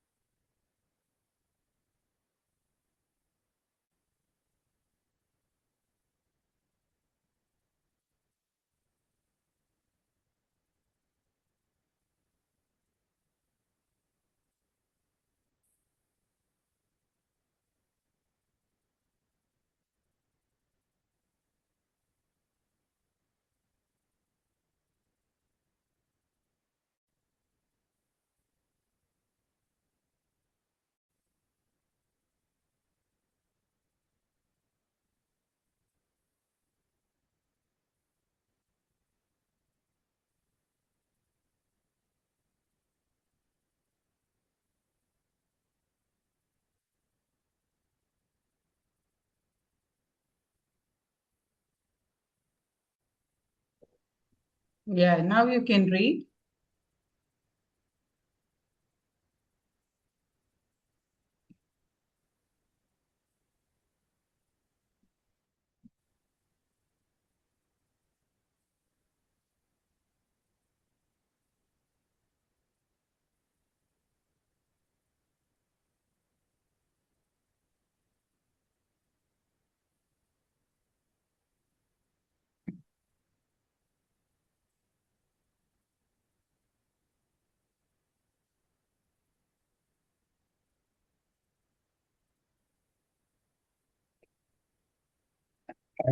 Hmm.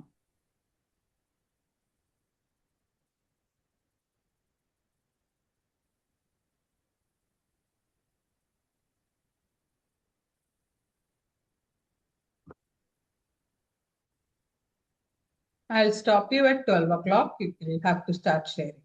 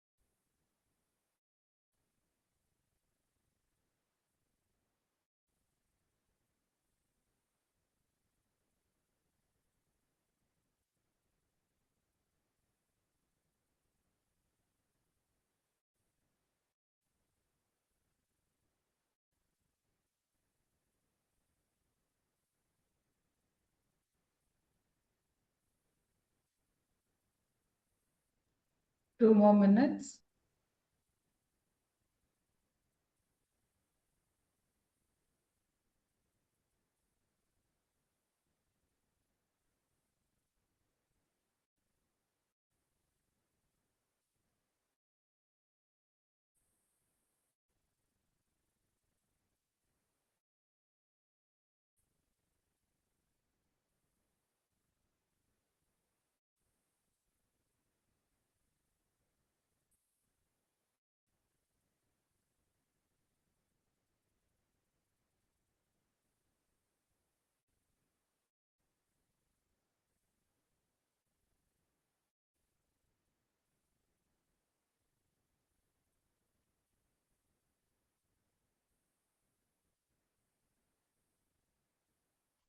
Should I start now? 11:59. Yeah, you can. Yeah, ma'am. So I just read that document, and in that you have given me John Dewey and the Donald's Con. So, right, so just okay, according to okay, both of them, that okay, teaching actually improves when teachers actively, they just actively think about their own experiences. They just okay question their own okay decisions and use reflection as a tool for their continuous professional learning. So these okay, both of them actually they just okay reflect on the okay teaching. So John first is the John okay Dewey. He just says about the reflective thinking. So ma'am, just that okay, according to him, that is the okay reflection as a systematic, a very disciplined way of thinking about the experiences, and and he just believed that the teacher should not act on the okay routine or simply a habit, but actually okay they should actively caution their practice by just examining the problems which they actually are facing, right ma'am, gathering right evidences from the learners, and just okay testing their own okay solutions. So for John okay DB, okay reflection is that should be actually okay linked with the experience, thought, and the action.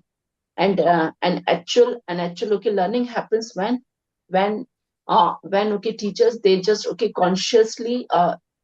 consciously analyze what went wrong, why it happened, and how it can be improved okay next time in the class.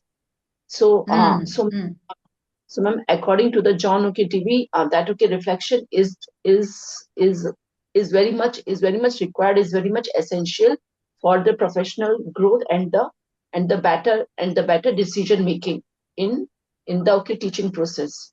And regarding the Donald Scone, he just said about the reflection in action and the reflection on action. So he just actually okay built on the okay DV's okay ideas only, and he just focused on how the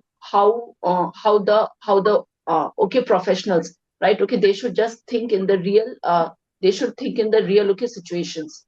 And he just included the two of the very important okay concepts, right, about the reflection. First is reflection in action, means that as a facilitator we should think while okay teaching, and we should actually adopt some kind of okay strategies, uh, right, okay, instantly. We should actually adopt according to our okay learners, we should instantly okay adopt during the okay lesson. And reflection on action means that okay thinking after we actually deliver our lesson. And okay that should actually help in okay analyzing that what went well and what actually okay did not work well during the during the lesson. So is right now. So that Scon, he just actually argued that the entire okay teaching process is very much complex and very much okay predictable. So the effective teachers must okay continuously reflect while acting, right ma'am, not only Very. not okay afterwards, but that but that entire process, okay, should be very much continuous. And okay, this makes just quite okay adaptive, quite adaptive practitioners who just learn from their own practice, okay, rather than just okay relying on the external theories. So we should actually okay reflect that what went well, what went wrong, and how it can be improved next time in our teaching process. That is there. Very good. Okay, right.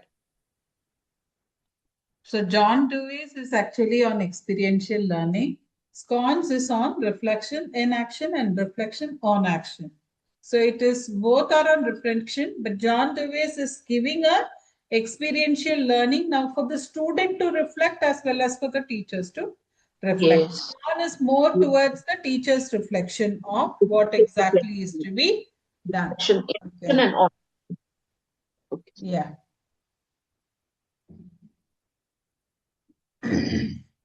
Okay, use student work assessment observations. Okay, this is make us evidence-based, right? Very good. Okay, data, not assumptions. Fine.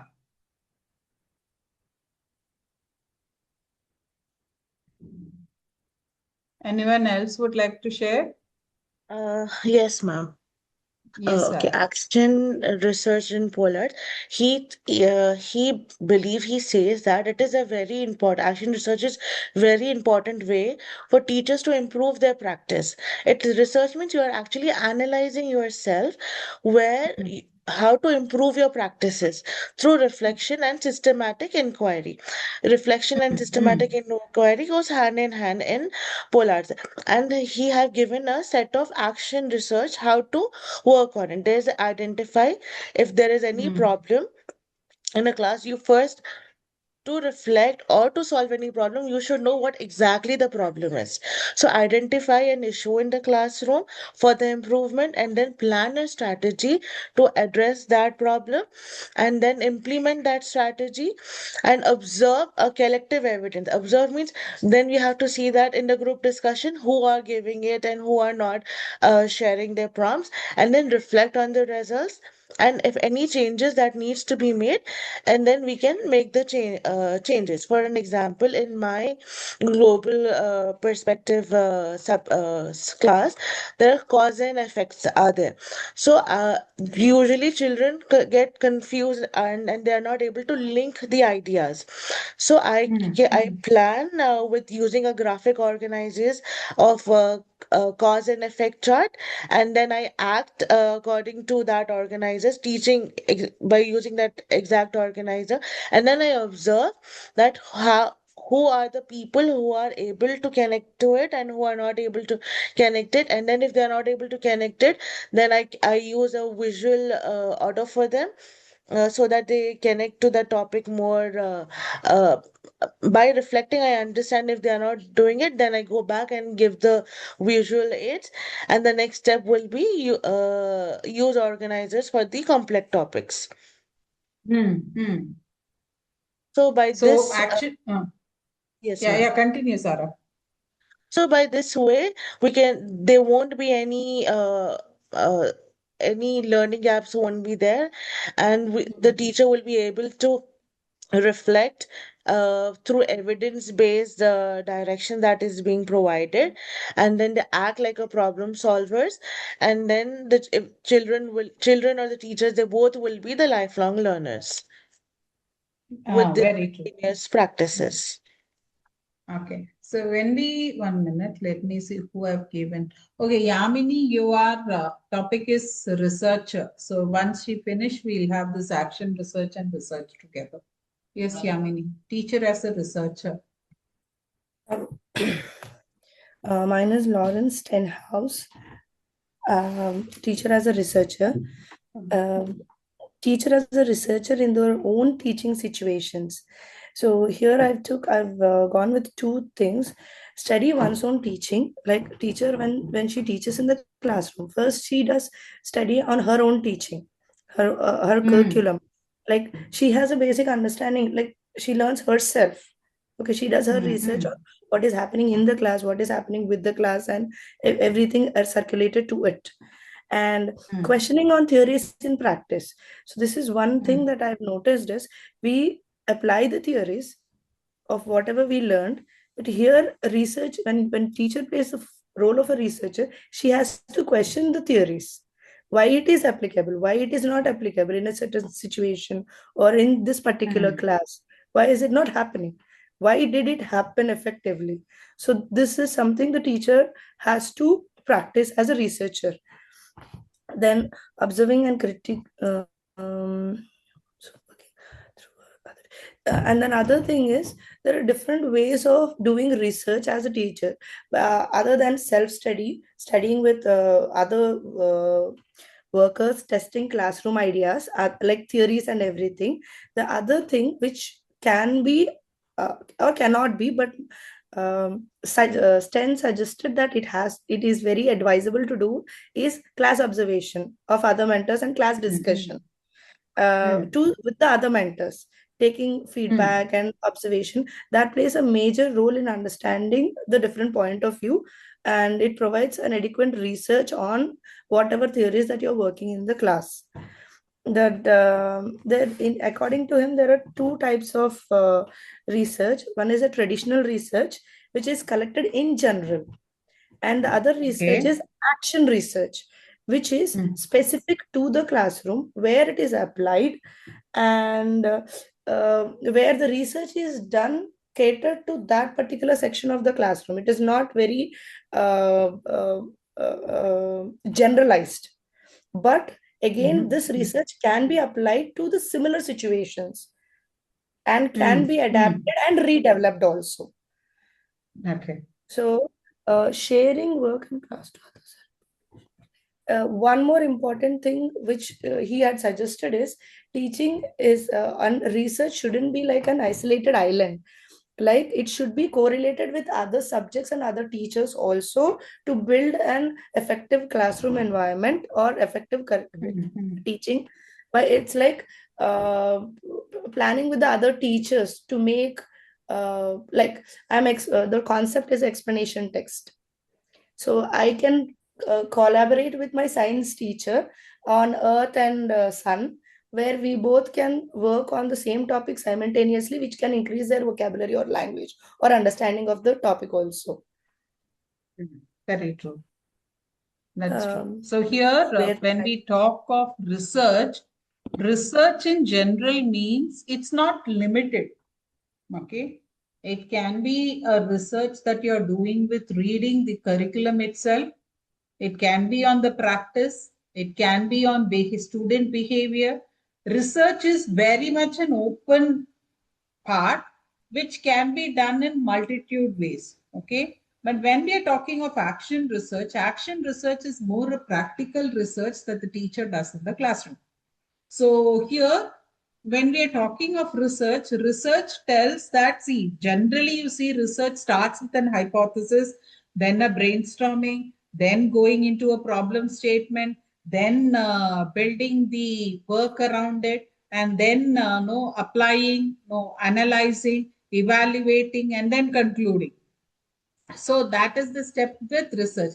But action research talks more about implement your idea, see why it works, okay, why it does not work, critique your work. That is more important here. You have to critique your work, and then you will have to understand why it worked in this environment, why it did not work in this environment. So throughout this course also, you may have gone through theories, okay, you may have understood theories and applied it to your classrooms, but sometimes these will not work in your classroom. So that also you can elaborate in your writings and tell that this did not work in my classroom because this needed this, which is not conducive to my classroom. So that also can be, remember, it is for your work, not for the experienced teacher's work. For your work, you can always write why it did not work and you can critique that theory. Actually, what we are doing through this course is building an action research. So your module 1 is how exactly you have to start an action research. Module 2 is going to be on how you are going to deepen your research. And third is you will be completing all your theories understanding with module 2. Module 3 will be totally on action research, where you take a problem statement and start working on that. Okay, how you will be enhancing that in your classroom. So that is how this entire course is set. So reflection becomes an important aspect of this course, because without reflection your research will not move forward. And as you're reflecting, you have to involve your peers and your mentor in your reflective process, because when we're reflecting, we may not look from multiple perspectives, wherein a critical friend may look at a multiple perspective and a mentor will look from another dimension of, say, assessment or performance, which will actually help us during our classes. So that is the major advantage of this action research. Yeah, anyone else would like to share?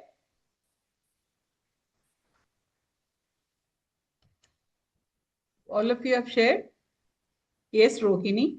Ma'am, according to my topic, communities of practice, it is like different practitioners sharing their ideas, their experiences, and their mutual concerns related to students and whatever it is. Very true. Yes.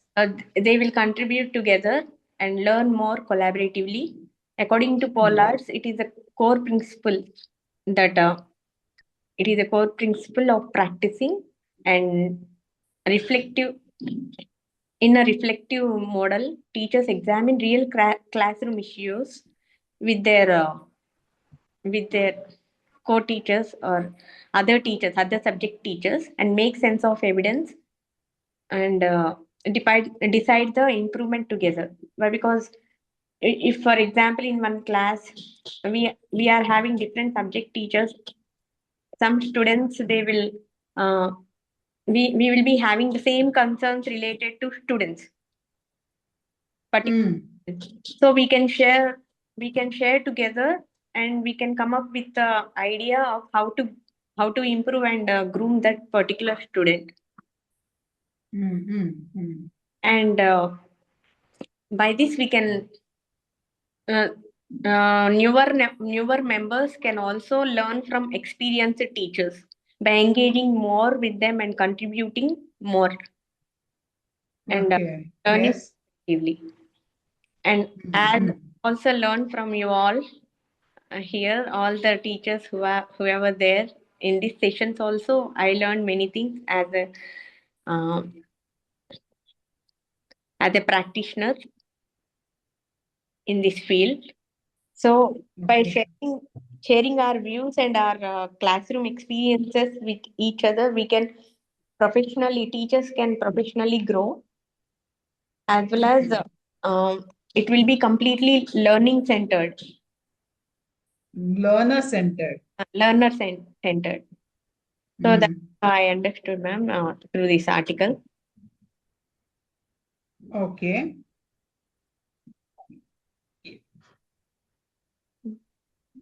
See, we have actually now a lot of PLCs. In fact, no, if I remember correctly, each one of you will have lots of WhatsApp groups in your phones. Ma'am, Yes. can I mute the microphone? Why? Because background noises are coming. Sure. No, there are a lot of PLCs that are available today. And no, but unfortunately, no, I don't see actually, other than question paper, as I said, question paper sharing, there is no valid discussion as such happening. It's only about give me that material, give me this material. That is what is happening. Okay. Now, how to measure your impact?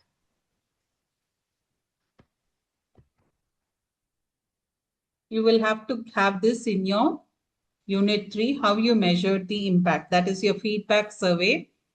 If you can collect it as a survey, it will be good, because now henceforth all now your module 2 and module 3 also will look at how you're going to collect your feedback.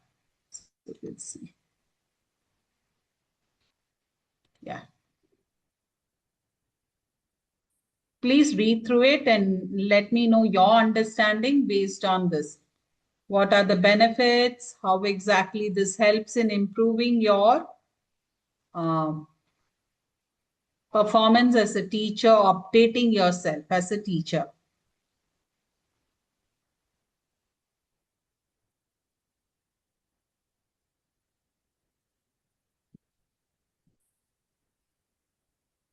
This is a very nice article from Cambridge.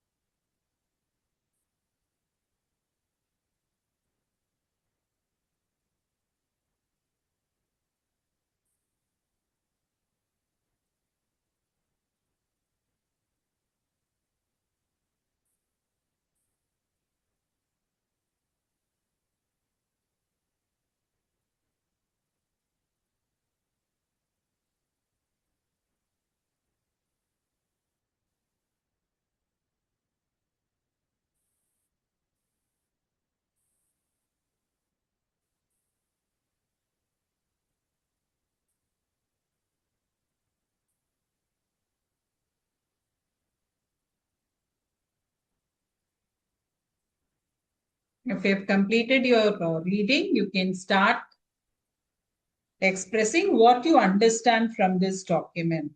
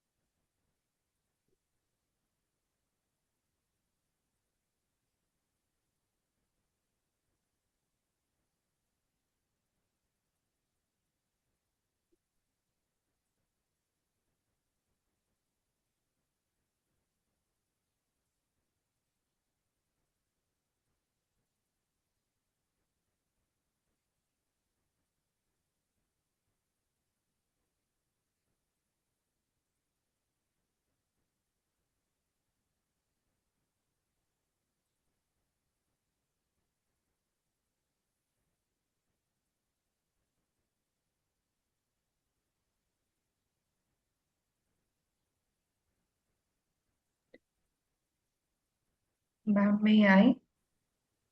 Yes, Megha. Yes, ma'am. Uh, so, ma'am, this article on getting started with evaluating impact, it shows that evaluating impact, it plays a very crucial and important role, not only for the teachers but also for the learners, because it helps both the teachers and the learners to grow and improve at the same time. And by collecting evidences such as the students' test results, then classroom observations, and from the students' surveys and all, the teacher gains a clear picture of what is working well in the classrooms and what requires a change. And this is how the teacher is getting improved. And for the learners, ma'am, it ensures whether the teaching is responsive or not, whether it is effective or not, and whether it is aligned with the learning needs. So that's why it is considered to be a very powerful tool for improving both the teaching quality and enhancing the students learning outcomes. Very true, very true. Is it only teachers and students? Think about it. Need not be Megha, anyone can answer. Is it only teachers and students who actually benefit from this evaluation of teaching impact?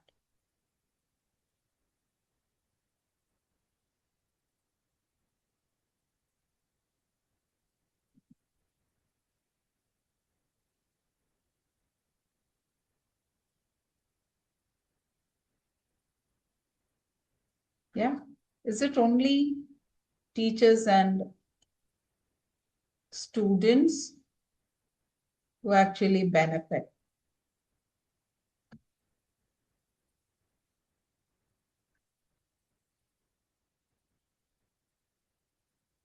The school or the organization which we are studying also benefit. I mean, we are teaching also benefits. Okay. Because the evaluation helps the learners increase their skills standards, which then reflects not just the learners, it helps the teachers also. It reflects the overall growth of the teachers and learners, which increases the standards of the school also. Very true. Okay.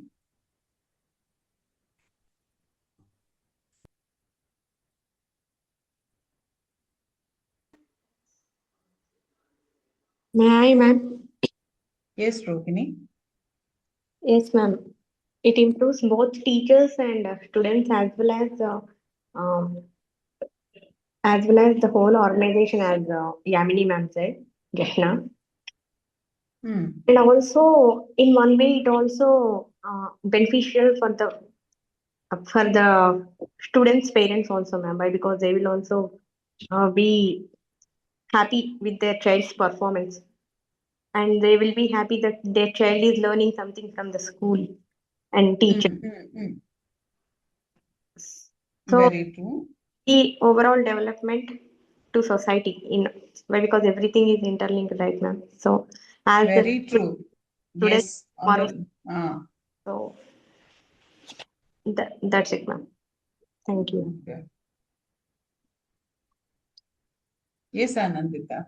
Ma'am, building on what Yamini ma'am and Rohini ma'am had said, ma'am, it is not only benefiting the teachers and the students or the learners, but it benefits the school, the leaders, parents, and entire wider education system.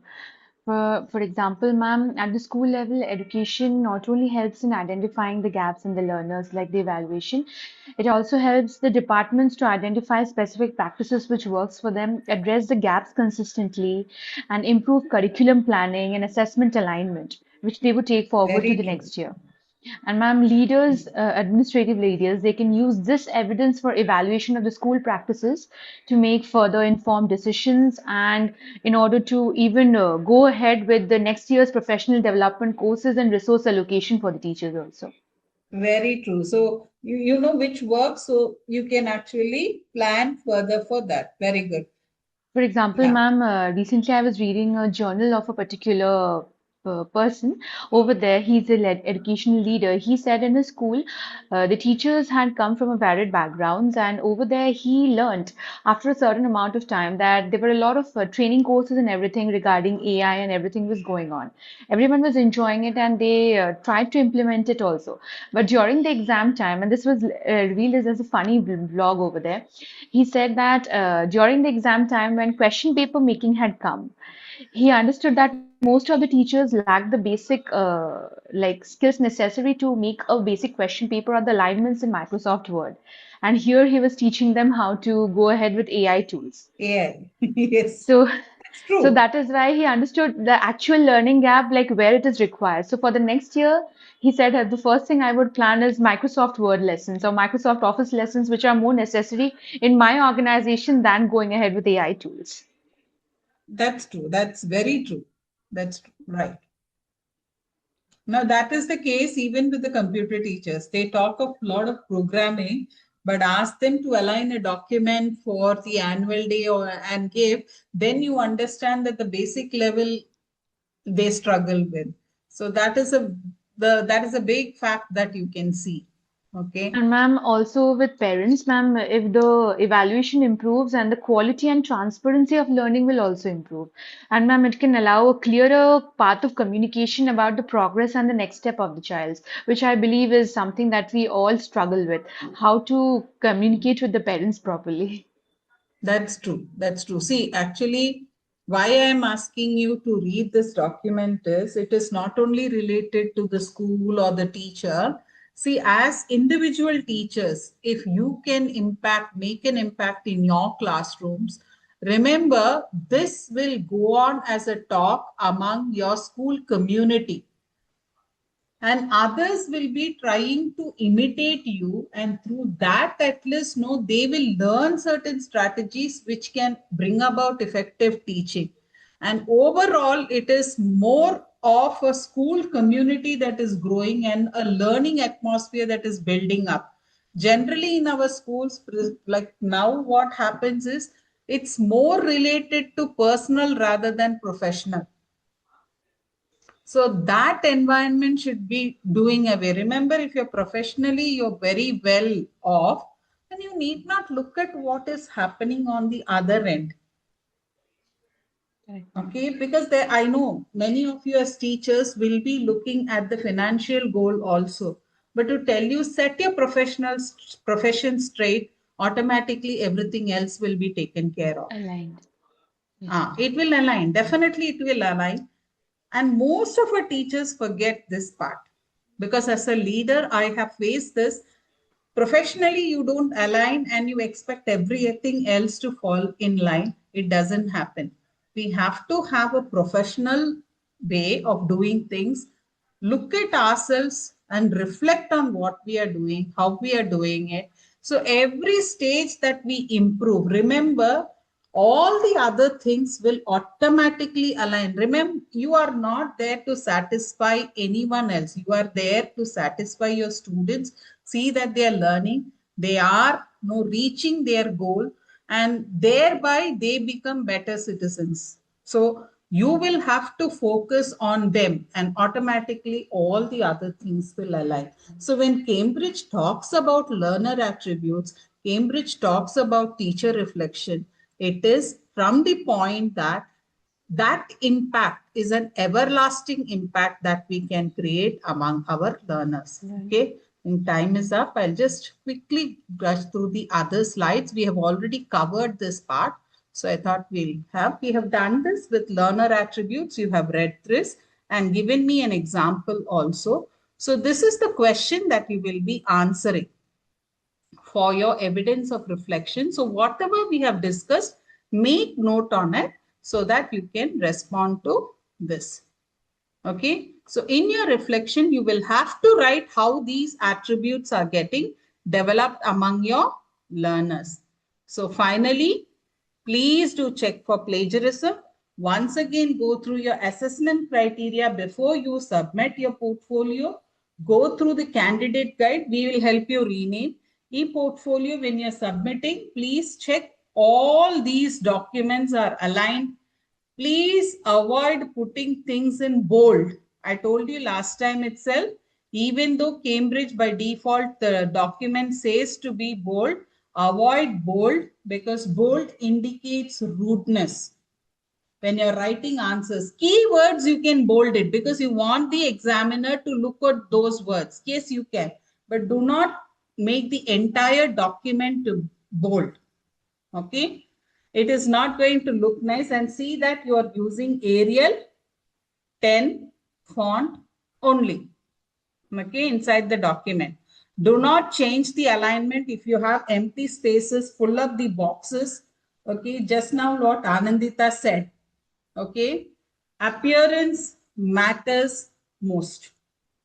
Okay, your appearance of your portfolio should be very neat so that the person should feel, the examiner should feel that they can read it and it will help them. Okay, yeah. So I'm stopping here. Your feedback will be coming, feedback form will be shortly shared with you. Jeevani ma'am, you would like to share something? Ma'am, I think you have given the instructions very clearly. So we look forward to uploading in the March itself, right?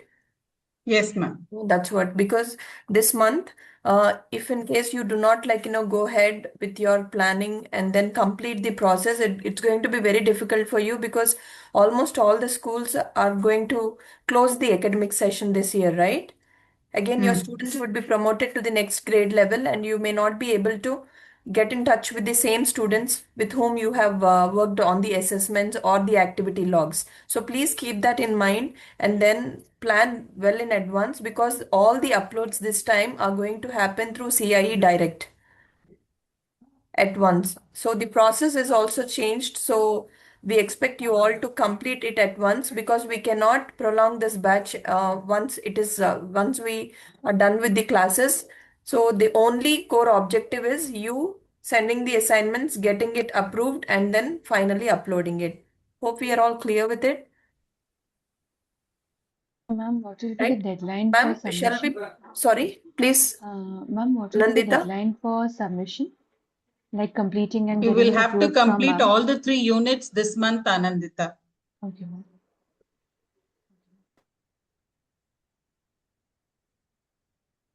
One second, ma'am. All the 3 units, I think Rupa can do it. Rupa has already, so unit 3 today, by today evening, I'll let you know, Rupa, you can, tomorrow you can submit your unit 3. Megha, you are well ahead, so it's not an issue. Sarah, finish up for unit 2. And this week itself, if you can finish and submit unit 3, next week we can go ahead. Rohini and Anandita, you will have to, Yamini has shared my the lesson plan. So I'll check that also. Done. Okay. Only Rohini and Anandita, you will have to speed up. You will have to give me the uh, assignments. Ma'am, Okay. today or tomorrow morning I will send, ma'am. Sure. Please, once you send it, please put it in a single folder and send Sarah your unit 2. Please make it as a folder. Take it as module 1, unit 1 inside, unit 2 inside, unit 3 inside. So the same one I will be going again and again and checking. Megha has Did done you a very say nice what? work. It's a Okay. I have to put all these 3 units in the one module. module 1 you put it and 3 folders. Inside it will be 3 folders. So one link only will come. As you say me that it is done, I will go back and I will check. Okay, ma'am. Okay. Yeah. Sudha ma'am just wanted to ask about the word limits, ma'am. If it is 600 words, then we can extend up to how much? 660. Not more than that. Not more than that. Then 10% plus 10%. No, you reduce it. You see where there will be redundancy. For some of where your redundancy is happening is my students you will be repeating more. Your class you will be mentioning more. Topic you will be mentioning. All that can be removed. And ma'am, writing those questions is also taking up the words. Because when we are writing the EOL and EOR, the question along with the answer we are writing. I think questions are given up. If questions are given above, then need not put the questions. We will not put them. It's there, no, above it. At the yes. Then remove it. Above it is given, so you need not put the questions. Okay, then it will be fine, ma'am. because I have written the questions along again with the answers. No, So it you is, can remove it because what I saw the questions also being given up. yes, So it yes. becomes a redundancy. So you can remove it. Okay. And ma'am, those pictures of the lesson plans which were observed, where to put that? Does it need to be in a separate folder, or where should we upload the pictures? You can keep it now as a separate Word document. We'll see how exactly it is done and then we will be doing it. Okay. And while implementing Unit 3 lesson plan also, we need to take pictures. Unit 3 lesson plan also pictures must be there. Not your And students' pictures. Students' work you take. Only 2 students' okay, work. okay, Don't take your classroom pictures. Whatever the students have done, if they have done an experiment, you see the color change, that picture you put. The okay, work that the students have done, don't put your picture or the student's picture. Avoid it. Students' work you put. Okay. And if And in now case the students' students work are also see that you're correcting it. correct. No, and okay. if the student's picture is visible, you must not, you must hide their image. We cannot Okay, share the student's picture, right? okay. Only the work we have to share. Yeah, only the work. So in a group activity, if the student's face is visible, you will have to Okay, hide the image, probably with a, you need to insert an image or like, blur it. okay. Yeah, See, for example, you have a row of test tubes they have done. Ask them to just hold the hand and just take only the test tube images with the hands there. That's enough. You Okay. got it. Don't go with your faces. Worksheet, ma'am, Ma'am, the regarding the activities. Worksheet, you can submit 2 only. Take only 2. Okay. take only for the unit Don't 2. take the Take one. lowest student. Take an average student and an high achiever. Don't show that you have this student. Remember, it is your certificate. Okay. Okay, always Okay. remember that. Yeah. Okay. So they have just put up the word word cloud. They have made the images of That the you word. can. You can. Yes. Who has done it neatly? You take it. Yes. Okay, ma'am. Okay, ma'am. Yeah. Every work 2 is enough. 2 is enough. Yes. Okay. Yeah. We need to put it in the observation feedback form. That images. Observation Yes. feedback form. Okay. Yes. I will do it. I'll do it. Sure. Okay. Ma'am, for unit 3, 3 activities or 4 activities we should do? 1 from the lesson plan plus 3 activities. Okay, ma'am. Thank you. So today being the last session, I think, you are clear with what has to be done pertaining to unit 1, 2, and then 3. So shall we have a doubt clarification session in a week or after 2 weeks? Maybe around 14th or so? Ma'am, after 2 weeks, 1 week will After be 2 weeks, too ma'am. Yes, early. ma'am. Okay. That's why, no, we understand. But remember, 14th is Shivaratri. Don't tell us that we cannot be joining on that day. It will just 1 hour session only. So please see that you join in case by the time, please see at least your unit 2 lesson plan is done. Unit 1, get it approved. Unit 2 lesson plan, then you can catch up. Otherwise, it's going to be very difficult for you. Okay. Right. Yeah. No, till you complete and upload your assignment, it's going to be a Shivratri every day. Otherwise, it will not work out. We all have experienced this. So please be prepared for it. Yeah, and then you have too many tasks at school as well. So you will have to really balance this. If in case you prolong it, everything you will have to start from the beginning. Trust me, it's And going to be very, very challenging. mock checkpoint papers will be starting month of February. So You that will will have be everything at school. I'm telling you, right? Assessment for your students, assessment for you. month of Feb only. Yeah. Please finish it so that you will be at peace. Your classes are done, then it's only review work. Then you will find a little bit no relaxation. Till then, it's going to be hectic. So please see that your work lesson plans wise, it's done. Okay. Yeah. Anything else? Anyone would like any clarification?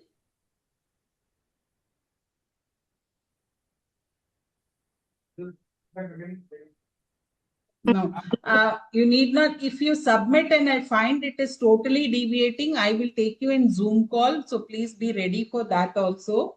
So I'll take you into Zoom call. If it's totally deviating, then again I will guide you. But this will be this month because March we have to upload it. Okay. Okay. Yes, ma'am. Okay, ma'am. So, ma'am, whenever we are sending assignments to you, we are just sending you the WhatsApp message so that you will get to Yes. know Yes. assignments is sent. Yes. Just mention uploaded this. I will check and please put your Ma'am, will you share the your checklist name, in the no? group? We made a Ma'am? checklist, right? We made a checklist, right? Shall we upload it through FIS? Regarding ma'am their assignment. Yeah, regarding their assignment. Yes, ma'am. Unit wise. Actually, unit wise, I have given them. Whenever Okay. they are submitting, I'm asking them to check the checklist. We can upload, ma'am. I'll share it now to you. You Okay. can upload it in FIS. You will have to check, go through the checklist and see whether these questions are answered. Okay, it's based on your module guide. You can just check also that. Okay, yeah, And I'm just ma'am, share for it in the my group. We'll get it done. sure, sure. Yes, Ma'am, sir. for my lesson plan, I have removed my graph image because from the website that I was taken, I couldn't find that link. So now I'm planning to make my own graph. So I don't need to put any No, link. Sarah, you took it from the website, right? Yeah, That website link you put it there. I can make my own also now. I'm Why not you able. are making your own? No, yours is GP. How will you make your own? Take a referential website. That image now through Google Lens, you search from where you got it. Take that link and paste it as a reference file. Okay, ma'am, I'll do that. Not the article or anything. Only that hyperlink you paste it. That's it. Okay, ma'am, I'll do that. Thank you. Yeah. Any other questions anyone has? Anyone has any other questions? Ma'am, Yes, after Rohini. we should upload directly, or you people will be uploading, ma'am, for the final submission? We will not be uploading. Exams officer will upload. Once you have done it, we will look into it, download it, and the exam officer will be uploading. Okay, ma'am.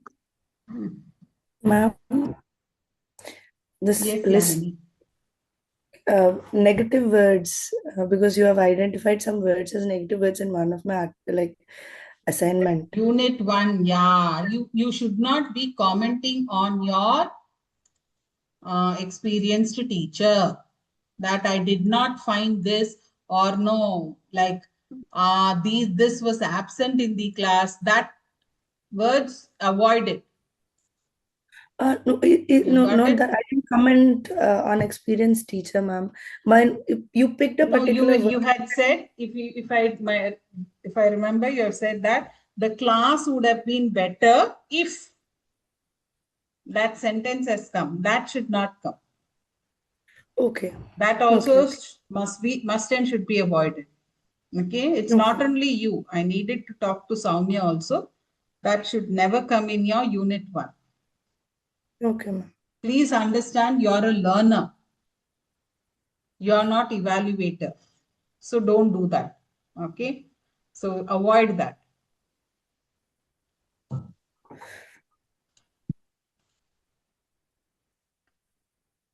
I'll just post the Madam, checklist. Sir. 1 minute. Yes, sir.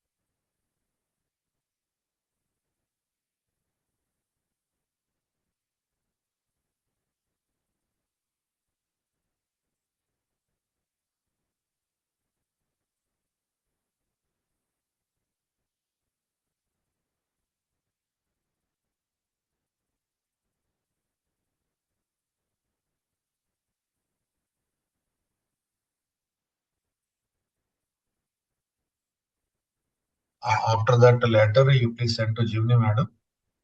Then we will.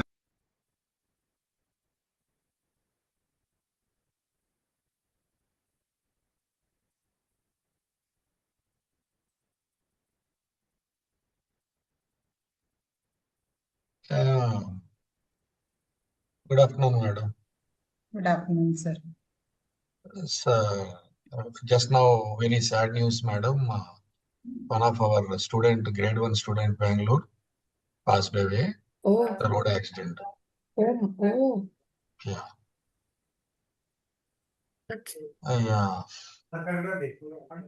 In the parking slot, madam. Parking location only. Oh God. They hit the car. That's really sad, sir. Yeah, yeah.